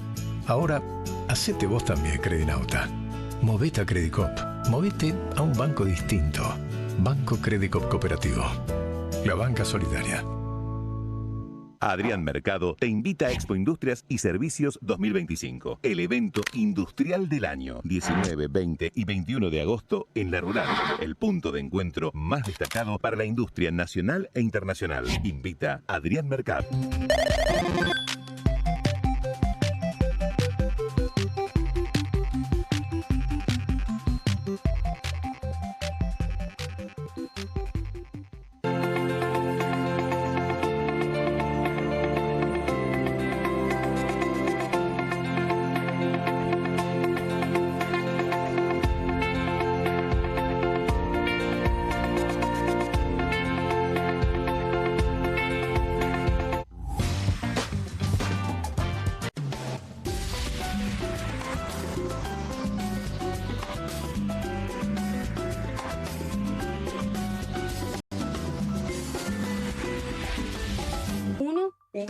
Dos. Bueno, dale, arranca. ¡Pará!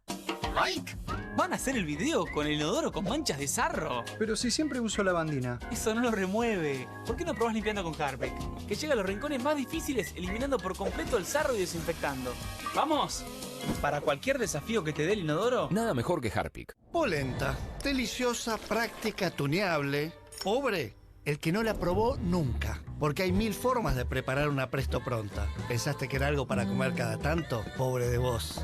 No solo se hace en un minuto, cuando sale así de buena, se acaba en un minuto. Pobre Rami. Martes con queso, viernes con estofado. Pobre la ollita de la abuela, que tira y tira y tira. Presto Pronta. Pobre quien se la pierda. ¿El dolor de garganta arruinó tu día? Confía en Strepsils para darlo vuelta. Su doble efecto actúa de manera local, aliviando el dolor y la inflamación en tan solo 2 minutos. Y con un efecto duradero de hasta por 4 horas. Decile chau al dolor de garganta con Strepsils. Las casas usan diferentes perfumes. Eligen oler a café en la mañana, a veces a ropa recién lavada y otras a madera. Pero cuando quieren oler a limpio, eligen Prosenex. Sentí el perfume de la limpieza. Prosenex, limpieza que se siente. Nueva Saladix extra picante. Posta, picarán más que las otras.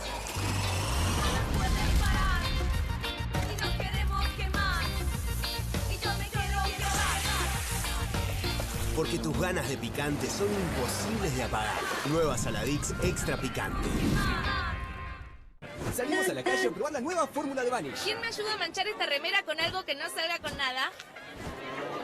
El detergente solo no va a ser suficiente. Vamos a agregar Vanish, incluso sin refregar. Este es el poder de la fórmula mejorada del nuevo Vanish. Elimina manchas casi imposibles, hasta la grasa. Animate al desafío y confía en Vanish. No te compartas los datos del celu. ¿Salís? Conectate al ahorro. Con Telecentro Wi-Fi prepago podés tener el giga más barato para usar internet fuera de tu casa. Conseguilo en Mercado Pago y disfrutá 10 gigas desde 629 pesos. Telecentro, conectando con vos. Con movimientos circulares. Tu rutina de skincare te debe traer muchos seguidores, pero este baño te los quita. Pero si yo ya limpié mi inodoro con Harpic. Sí, pero te falta el resto de las superficies. Necesitas el Harpic Baños. El rojo, que saca manchas difíciles, desinfecta y deja impecable tu baño. Para cualquier desafío que te dé el baño, nada mejor que Harpic. Llega la noche más picante de la televisión. Si atacan al periodismo, Perfil se pone bravo. Bravo TV. Periodismo, información y polémicas. Llegan 4 nuevos programas. Más de 50 periodistas, intelectuales, dirigentes y académicos que darán cada noche de qué hablar y pensar. Desde El Canil, lunes a viernes a las 18 horas. Una ronda de periodistas con secretos e información exclusiva. Soy Casta. De lunes a viernes a las 19 horas. Un programa diferente de mujeres, plural y picante. Conducido por Carmela Bárbaro. Comunistas. De lunes a viernes a las 20:30 horas. Una mesa de intelectuales analiza la realidad del país en profundidad. QR. De lunes a viernes a las 22 horas. Con la conducción de Paulo Caruso y gran equipo. La síntesis del día para un público que valora el periodismo crítico. Bravo TV. Lejos del poder. Cerca de la gente. Bienvenido a todo Latinoamérica. Caras TV llegó a DirecTV, el canal de las celebridades. Entretenimiento exclusivo las 24 horas del día. Más Caras, con la conducción de Héctor Maugeri. Red Carpet, Caras News, Caras Realeza, Caras Fashion, Caras TV. Llegó a DirecTV. Contenidos exclusivos para toda Latinoamérica. Estudia en la Facultad de Comunicación y en la mayor redacción de América. USBA, Universidad del Sur de Buenos Aires. La Universidad del Grupo Perfil. Licenciatura en Comunicación Periodística. Licenciatura en Comunicación Institucional. Títulos con reconocimiento oficial y validez nacional. Inscribite a las reuniones informativas en universidad@perfil.com. Aprende comunicación dentro de un medio de comunicación. USBA, Universidad del Sur de Buenos Aires.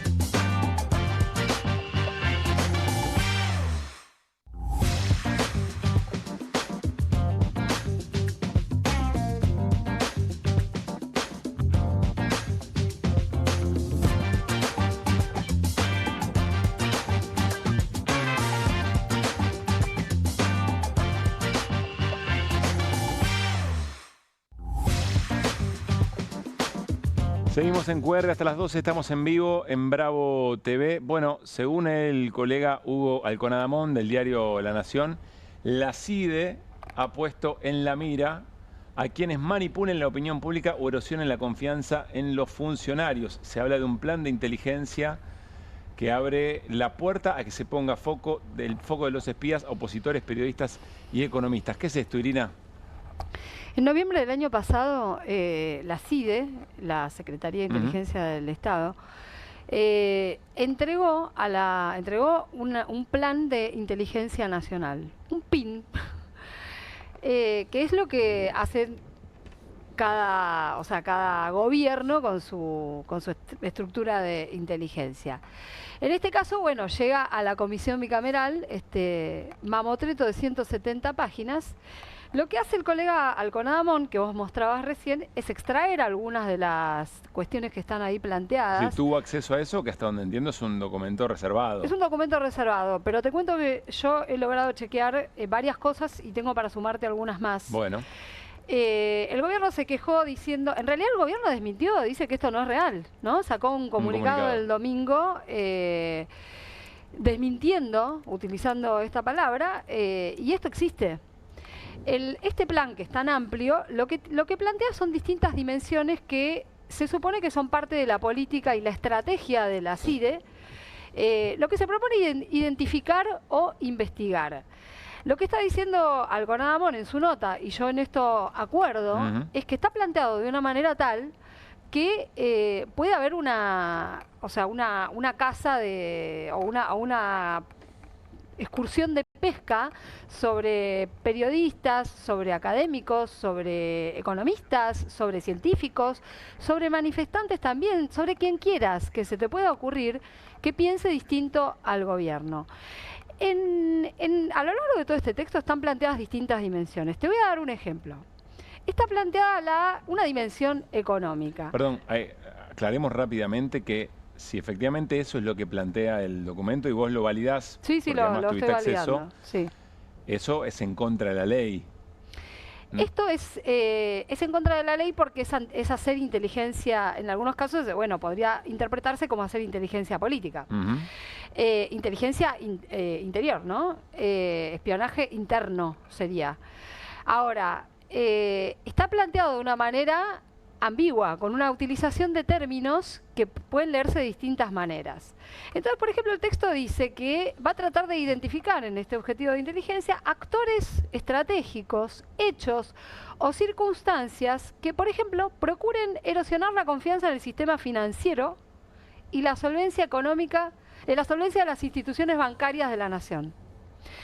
Vos lees esto, ¿quiénes son los actores? Sí, ¿cuál es el límite? ¿Quiénes son los actores? Porque en función, corregime, puede ser cualquiera. Y que diga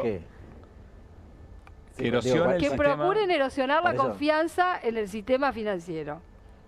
¿Cuál es la crítica? ¿Cuál es el nivel de la crítica? Por eso digo, ¿cuál es el nivel de la crítica? Yo no estoy de acuerdo con una política, estoy erosionando. No, pero si vos decís que hay riesgo, o eventualmente hace muy poco, los economistas más ortodoxos que alguna vez acompañaban a Javier Milei decían que para preservar el valor bajo del dólar se estaba metiendo mano a los depósitos de la gente, ¿se acuerdan? Lo que yo interpreto, y creo que es lo que interpreta el colega Hugo Alconada, es que esto es muy abierto. Es muy abierto.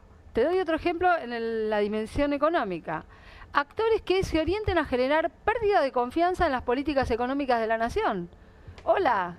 Sí, Hernán, estás en problemas. Estás en problemas. No puedes decir nada. Los que se orientan a generar impacto negativo en las inversiones y el crecimiento económico de la nación.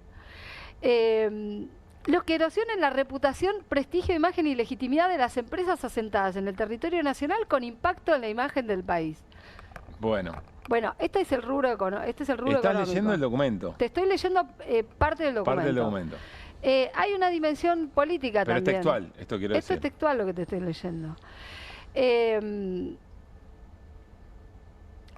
Hay frases que son incomprensibles, ¿eh? Actores generadores de procesos cognitivos tendientes a manipular la percepción de los integrantes de la sociedad para modelar y debilitar su capacidad de resiliencia frente a inducciones contrarias al interés nacional. Yo creo que esa frase habría que hacer la placa. Me hace acordar a... ¿Se acuerdan la explicación de Patricia Bullrich? Sí. Respecto, muy conocida, en plena campaña. Ya lo vas a entender, dijo en algún momento. ¿Puedes repetir ese párrafo? Actores, generadores. Es decir, que pueden ser objetivo de una acción de inteligencia. Repitamos esa frase. Actores, generadores de procesos cognitivos. Sí. Tendientes a manipular la percepción de los integrantes de la sociedad para modelar y debilitar su capacidad de resiliencia frente a inducciones contrarias al interés nacional. Te digo otra. Sí. Pero no sabés la cantidad que hay. Tenemos para hacer toda la semana esto. Actores estratégicos que desarrollen acciones de manipulación en la opinión pública esta es más clara, para influir en los procesos electorales desarrollados en el territorio nacional. Con este criterio, los que hicieron el video de inteligencia artificial... claro, tenés razón. Con la imagen de Mauricio Macri haciéndolo decir que bajaba la candidatura de los Pelato, están al horno. Así es. O deberían, no sé, lo sabrán. O los tendría que haber identificado el propio gobierno. Me da la sensación ¿no? que acá el problema es que es tan vasta la interpretación, se puede interpretar de tantas maneras que casi que todo el mundo queda a tiro de... Todo el mundo. Ser objeto de acción de inteligencia. Eso, Hernán está en el horno. O sea, para mí Hernán entra en todo. Estamos todos en el horno. Sí. Todos los que vamos planteando preguntas, cuestionamientos. Vos que atentás contra la resiliencia de... y genera procesos cognitivos.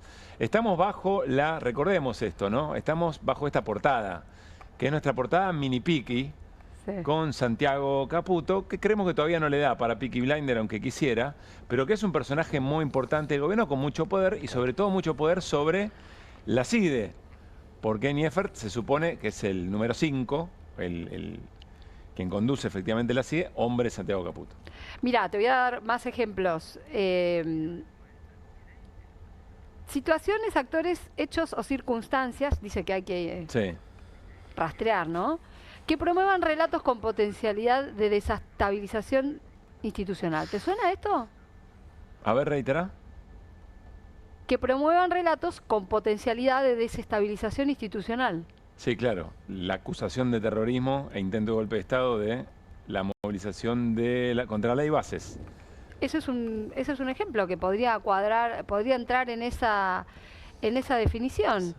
Es muy bravo el tema, ¿eh? Quiero decir que el colega Alconadamón denunció en las últimas horas que intentaron hackearle su cuenta de WhatsApp por lo menos 5 veces, su correo electrónico, involucraron su nombre en distintos tipos de situaciones muy, muy llamativas.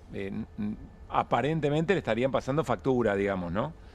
Al colega por haber hecho esta publicación en La Nación. Aparentemente sí. Te cuento igual que... Mirá, horas después de que revelamos en La Nación que la CIDE puso en la mira a periodistas, economistas, entre otros, hackers han intentado tomar el control de mis cuentas de WhatsApp. 10 intentos, me quedé corto. De X un intento. Por ahora no lo han logrado, dice Hugo Alconadamón. Bueno, esto que te di en materia económica y política, también hay en materia de seguridad, con definiciones obvias. Te puedes imaginar que alguien que cuestiona la política de seguridad también puede ser objeto de tareas de inteligencia. Y después hay todo un mundo dentro de estas 170 páginas que por ahí podemos analizar otro día, que es asombroso porque es contradictorio con las políticas del gobierno. ¿Qué te quiero decir? Por ejemplo, buscan reunir información sobre actores, actividades y estrategias de evasión fiscal, lavado de activos, que puedan tener impacto en la estabilidad financiera, en la seguridad nacional. Un gobierno que te está llamando a fugar capitales, claro, que incentiva y que incentiva el lavado también, ¿no? Bueno, la evasión por lo menos, sí. Sí. Sí, bueno, claro. Por eso y como estas hay muchas. Pero esto es se conoce ahora, pero esto es del año pasado. Esto es del año pasado. La política online había contado algunas... La política online. ¿Quién tiene que reaccionar frente a esto? ¿La Comisión Bicameral? Esto está en manos de la Bicameral, que fiscaliza las actividades de inteligencia. Hay un grupo de legisladores que integran esta comisión que han hecho una serie de observaciones que le hicieron saber a Martín Lustó, que es el presidente de la comisión. Y la verdad es que el Congreso tiene la obligación de revisar estas políticas del gobierno porque la obliga la ley de inteligencia. Así que lo van a tener que hacer. Todo indica que a raíz del bueno, el escándalo que se armó con esto, la semana que viene podrían llegar a reunirse y que también evalúan citar a Neifer, que es el titular de la CIDE. Gracias, Irina. Abrimos otra sección también, ya presentada en QR. El opositor, Javier el opositor, es decir, Milei, opositor de Milei. ¿Por qué? Bueno, hace un mes, la producción es verdaderamente muy molesta, en Cadena Nacional, vamos a ponerle el nombre, Woody González. En Cadena Nacional, el presidente de la Nación hacía una afirmación respecto de las reservas que el Banco Central de la República Argentina tendría para esta fecha, es decir, en mayo. Miren. Este programa, entre Fondo Monetario Internacional, Banco Mundial, BID y un ripo del Banco Central, asciende a 32.000 millones de dólares, de los cuales 19.600 millones serán desembolsados de modo inmediato. De esta manera, para el mes de mayo, las reservas brutas del Banco Central estarán en torno a los 50.000 millones de dólares. Bueno, dice el presidente, decía hace un mes el presidente de la Nación que para esta fecha 50.000 millones de dólares en las reservas del Banco Central. Hernán, diga. No estamos en 50, ¿no? ¿Tenemos el dato para mostrar? Parece que estamos un poco... mira, 38.300. Yo tuve una discusión con Kirno. El porque número en realidad, a contrastar con lo que decía Milei es reservas en millones de dólares, 38.385. Claro, esas son las reservas brutas que tenés. Ahí está los 12 palos que te dio, los 12.000 millones que te dio el Fondo Monetario Internacional. En esta última semana, la semana pasada, perdón, tuviste desembolso de organismos. Es decir, ahí está todo acumulado, por eso te da 38, si no te daría menos.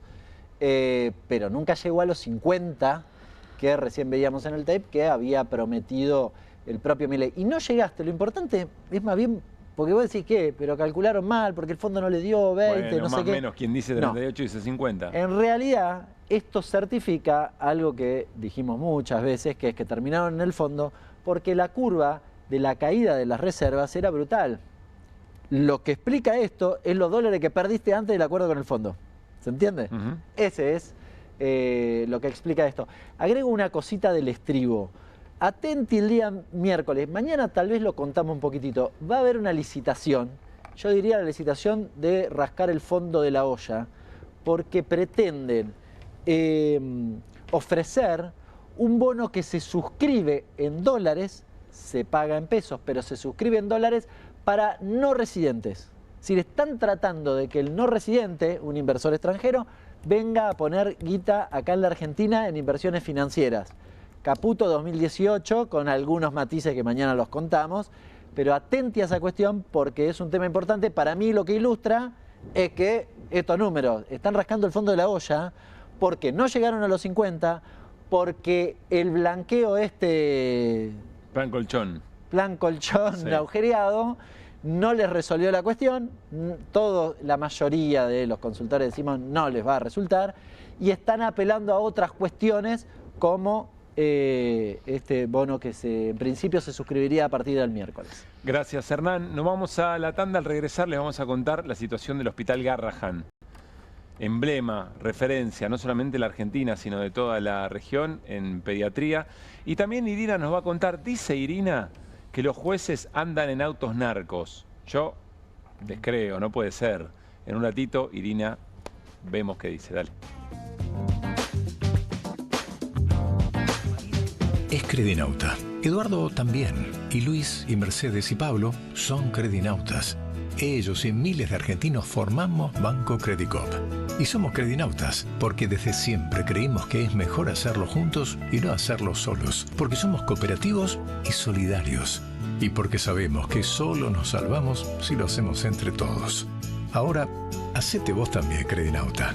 Movete a Credicop. Movete a un banco distinto. Banco Credicop Cooperativo. La banca solidaria. En Pilar contamos con Mimuni, nuestra herramienta digital de atención ciudadana para solicitar turnos, realizar trámites y gestionar reclamos de manera ágil y cercana. Descárgate la app o chatea con nosotros por WhatsApp a través de 11 52 38 68 64. Las 24 horas del día. También podés acercarte a cualquiera de nuestros puntos Muni de lunes a viernes de 8 a 18 horas y los sábados de 9 a 15 horas. En Pilar seguimos acercando el Estado a todos y todas las pilarenses. Pilar presente con futuro.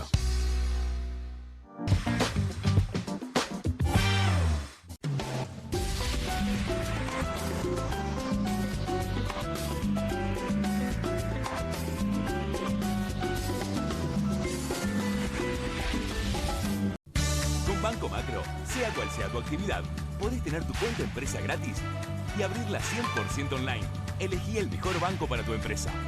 Pensá en grande, pensá en macro. Las casas usan diferentes perfumes. Eligen oler a café en la mañana, a veces a ropa recién lavada y otras a madera. Pero cuando quieren oler a limpio, eligen Prosenex. Sentí el perfume de la limpieza. Prosenex, limpieza que se siente. Nueva Saladix extra picante. Posta, picarán más que las otras.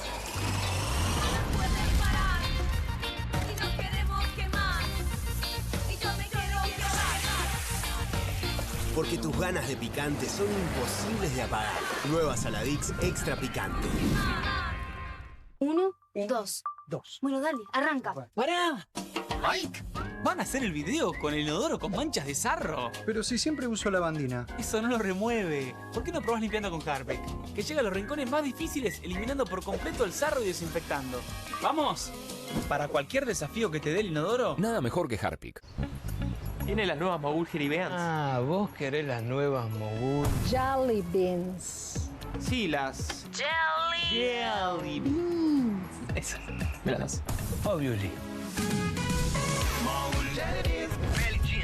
Nuevas Mogul Jelly Beans. Pedilas como quieras, pero probalas. Salimos a la calle a probar la nueva fórmula de Vanish. ¿Quién me ayuda a manchar esta remera con algo que no salga con nada? El detergente solo no va a ser suficiente. Vamos a agregar Vanish, incluso sin refregar. Este es el poder de la fórmula mejorada del nuevo Vanish. Elimina manchas casi imposibles, hasta la grasa. Animate al desafío y confía en Vanish. No te compartas los datos del celu. ¿Salís? Conectate al ahorro. Con Telecentro Wi-Fi prepago podés tener el giga más barato para usar internet fuera de tu casa. Conseguilo en Mercado Pago y disfrutá 10 gigas desde 629 pesos. Telecentro, conectando con vos. Hay una casta superior que es los periodistas que si mienten, calumnian, injurian y dicen cualquier cosa. ¿Tenés ahí los nombres de los periodistas que tengo que meter en cana? No nos tomamos esto a la joda, como esos periodistas mentirosos. Y dentro de la cancha vale todo, que la vayan a buscar, la tienen adentro. Soy un abanderado de la batalla cultural, pero los imbéciles con déficit de IQ doméstico, ¡ay, no, miedo! Mientras que las imbéciles de los periodistas... ¿Sabes la cantidad de periodistas que tengo para mandar a la hoguera? Las mentiras de los medios. Y periodistas ensobrados, operadores, basuras. No me venga con que son inocentes. No digo que sean tan malos como los periodistas. Digamos, raya el mal gusto propio de cerdos. Creo que es una ofensa decirle periodistas. ¿Sí? Milei odia al periodismo. Nosotros amamos al periodismo. Suscríbete a perfil.com. Bienvenido a todo Latinoamérica. Caras TV llegó a DirecTV, el canal de las celebridades. Entretenimiento exclusivo las 24 horas del día. Más Caras, con la conducción de Héctor Maugeri.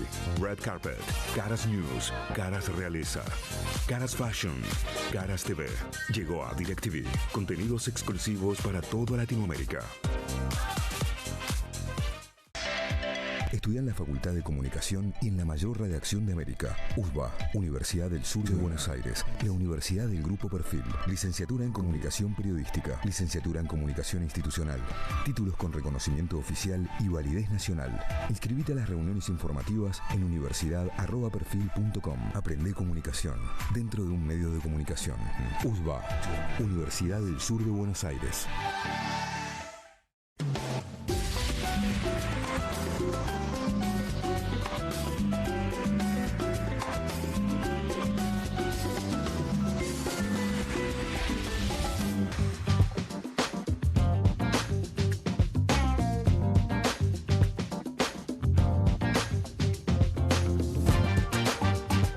Hoy abrimos el programa y les dijimos que en nuestra sección, El País que nos miramos, está lleno de situaciones y casos a los que le cuesta mucho la visibilidad, de saber efectivamente qué cosas están ocurriendo en lugares emblemáticos, además de la salud pública, por ejemplo. No solamente en la salud, pero esto puntualmente lo venimos compartiendo hace un par de años ya. QR el año pasado habíamos traído 2 veces, si mal no recuerdo, profesionales del Hospital Garrahan.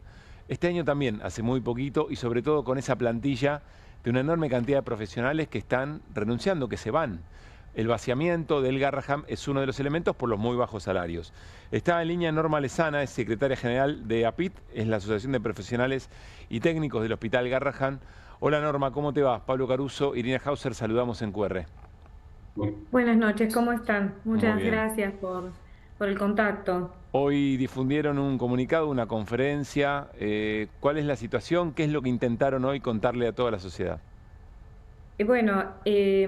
Fue una iniciativa de la conducción intermedia, sobre todo jefes médicos, pero también jefes de todos los servicios interdisciplinarios que trabajamos en el hospital, porque la situación, como nosotros te veníamos diciendo, es de renuncias de 200 profesionales de los equipos interdisciplinarios, y esto está llevando al hospital... ¿200 renuncias en cuánto tiempo, Norma?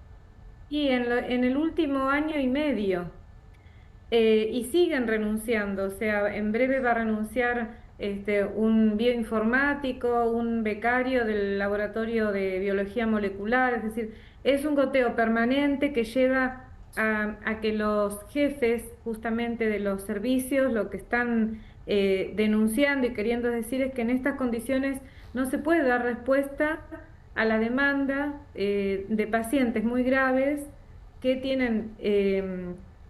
tendrían que ser vistos, por ejemplo, en un consultorio la semana que viene, y como no está el personal que pueda atender, que antes estaba, estos chicos queda en el jefe del servicio decir, en lugar de venir la semana que viene, te tengo que dar turno para dentro de un mes o más, y ahí es donde se produce un peligro, un riesgo de vida o de empeoramiento de una enfermedad de alta complejidad en un niño que no tiene, este hospital no tiene reemplazo en otros lugares, o sea, lo que se hace acá no se puede brindar en otros hospitales.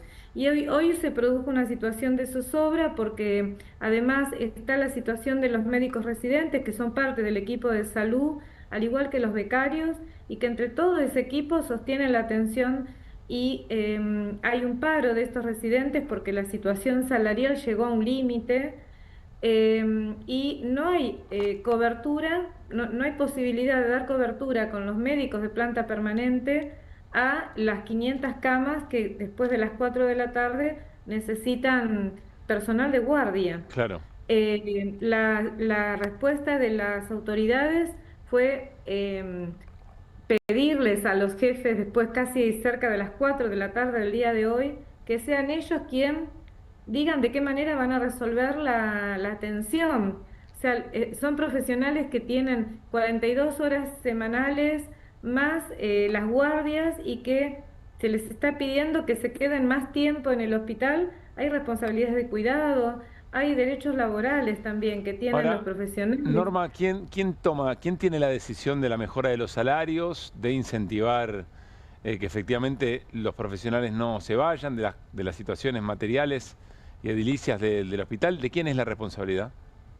Es sobre todo del ministro Lugones y del Poder Ejecutivo, ministro de Economía, o sea, tiene que haber una partida presupuestaria. Nosotros mañana, a raíz de toda esta zozobra que se produjo hoy, mañana vamos a una asamblea de todo el equipo de salud del Garrahan, con la conducción intermedia, residentes, becarios. El 30 hacemos una audiencia pública en el Congreso, pero es probable que salga una medida de fuerza de todo el hospital porque es una situación que ya no se puede resistir. Se está poniendo en riesgo la atención de los chicos y de las chicas. No hay, la respuesta de Lugones a las autoridades es no hay nada, no va a haber aumento hasta fin de año, o sea, están condenando, no hay plata, están condenando a los chicos a quedarse sin atención. Y esto es algo que la verdad, lo que hoy se vio en un aula llena de esta conducción intermedia es, la necesidad de salir a comunicar esto, a que de alguna manera los diputados y senadores tomen el guante y mediante una ley de financiamiento resguarden la salud, sobre todo de los chicos y las chicas. Mañana nosotros estamos presentando una denuncia penal por abandono de paciente y por incumplimiento de los deberes de funcionario público. Acá hay responsabilidades, hay intereses superiores de los niños, niñas y adolescentes que no se están considerando. Y Norma, entonces, ¿cuál era el mayor riesgo de lo que hoy ocurrió? el mayor riesgo es que no había cobertura después de las 4 de la tarde de médicos de guardia que puedan hacerse cargo de la atención de los niños internados y de la emergencia. Quedaban cerca de 4 salas sin cubrir. Hay un paro por tiempo indeterminado de los residentes y lo que se tiene que abrir es una mesa de diálogo y tiene que aparecer la solución. El problema es salarial y es el problema que atraviesa a toda la planta, pero también a residentes y becarios. Claro.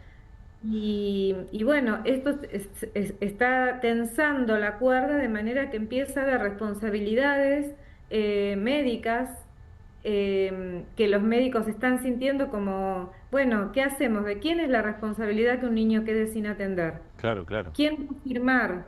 ¿Quién firma? ¿Quién pone por escrito? Acá está, bueno, si te faltan profesionales porque están renunciando o porque están reclamando salario, lo que tiene que hacer un ministro es abrir una mesa de diálogo en donde esto se resuelva.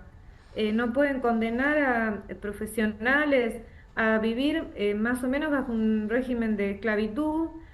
Tampoco se puede pretender que salgan los residentes a trabajar en Uber durante, en aplicaciones durante la noche para poder pagar el alquiler. ¿Eso están haciendo? ¿Está ocurriendo eso? ¿Terminan termina la residencia, terminan los turnos y se van a manejar auto?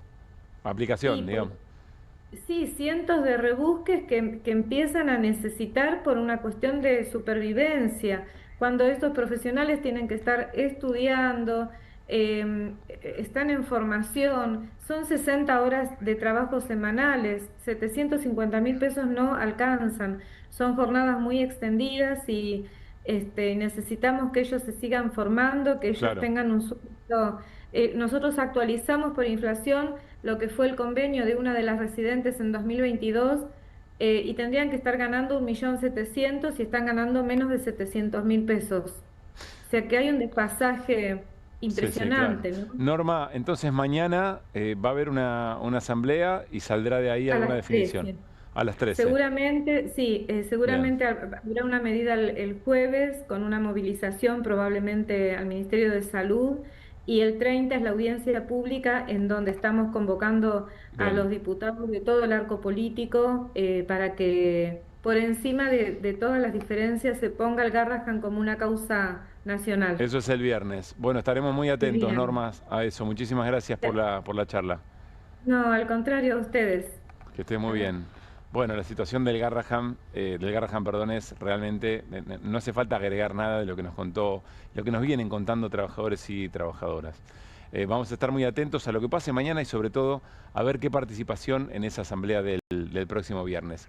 Para terminar el programa vamos a mostrarles un adelanto del informe que está preparando Irina Hauser con este tema que está en portada. Llega un auto... Nueva Balance Limited Ex Narco Edition. Ah, bueno. Sé el juez y parte de la aventura. Patentes bonificadas, multas bonificadas, combustible bonificado. Ah, pero esto es una auto de procesamiento, dice ahí abajo. No, es espectacular. A ver, Irina, ¿de qué estamos hablando? Gran portada, ¿eh? Sí, más allá de la humorada, que está espectacular, para algunas cosas sí hay plata, ¿no? Se ve. Pero, ¿sabés qué?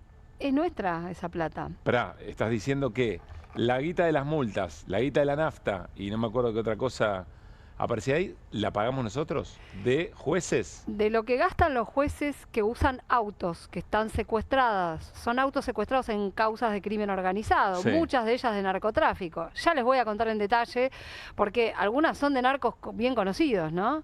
O sea, vos imaginate un juez de casación se sube a manejar la chata de un...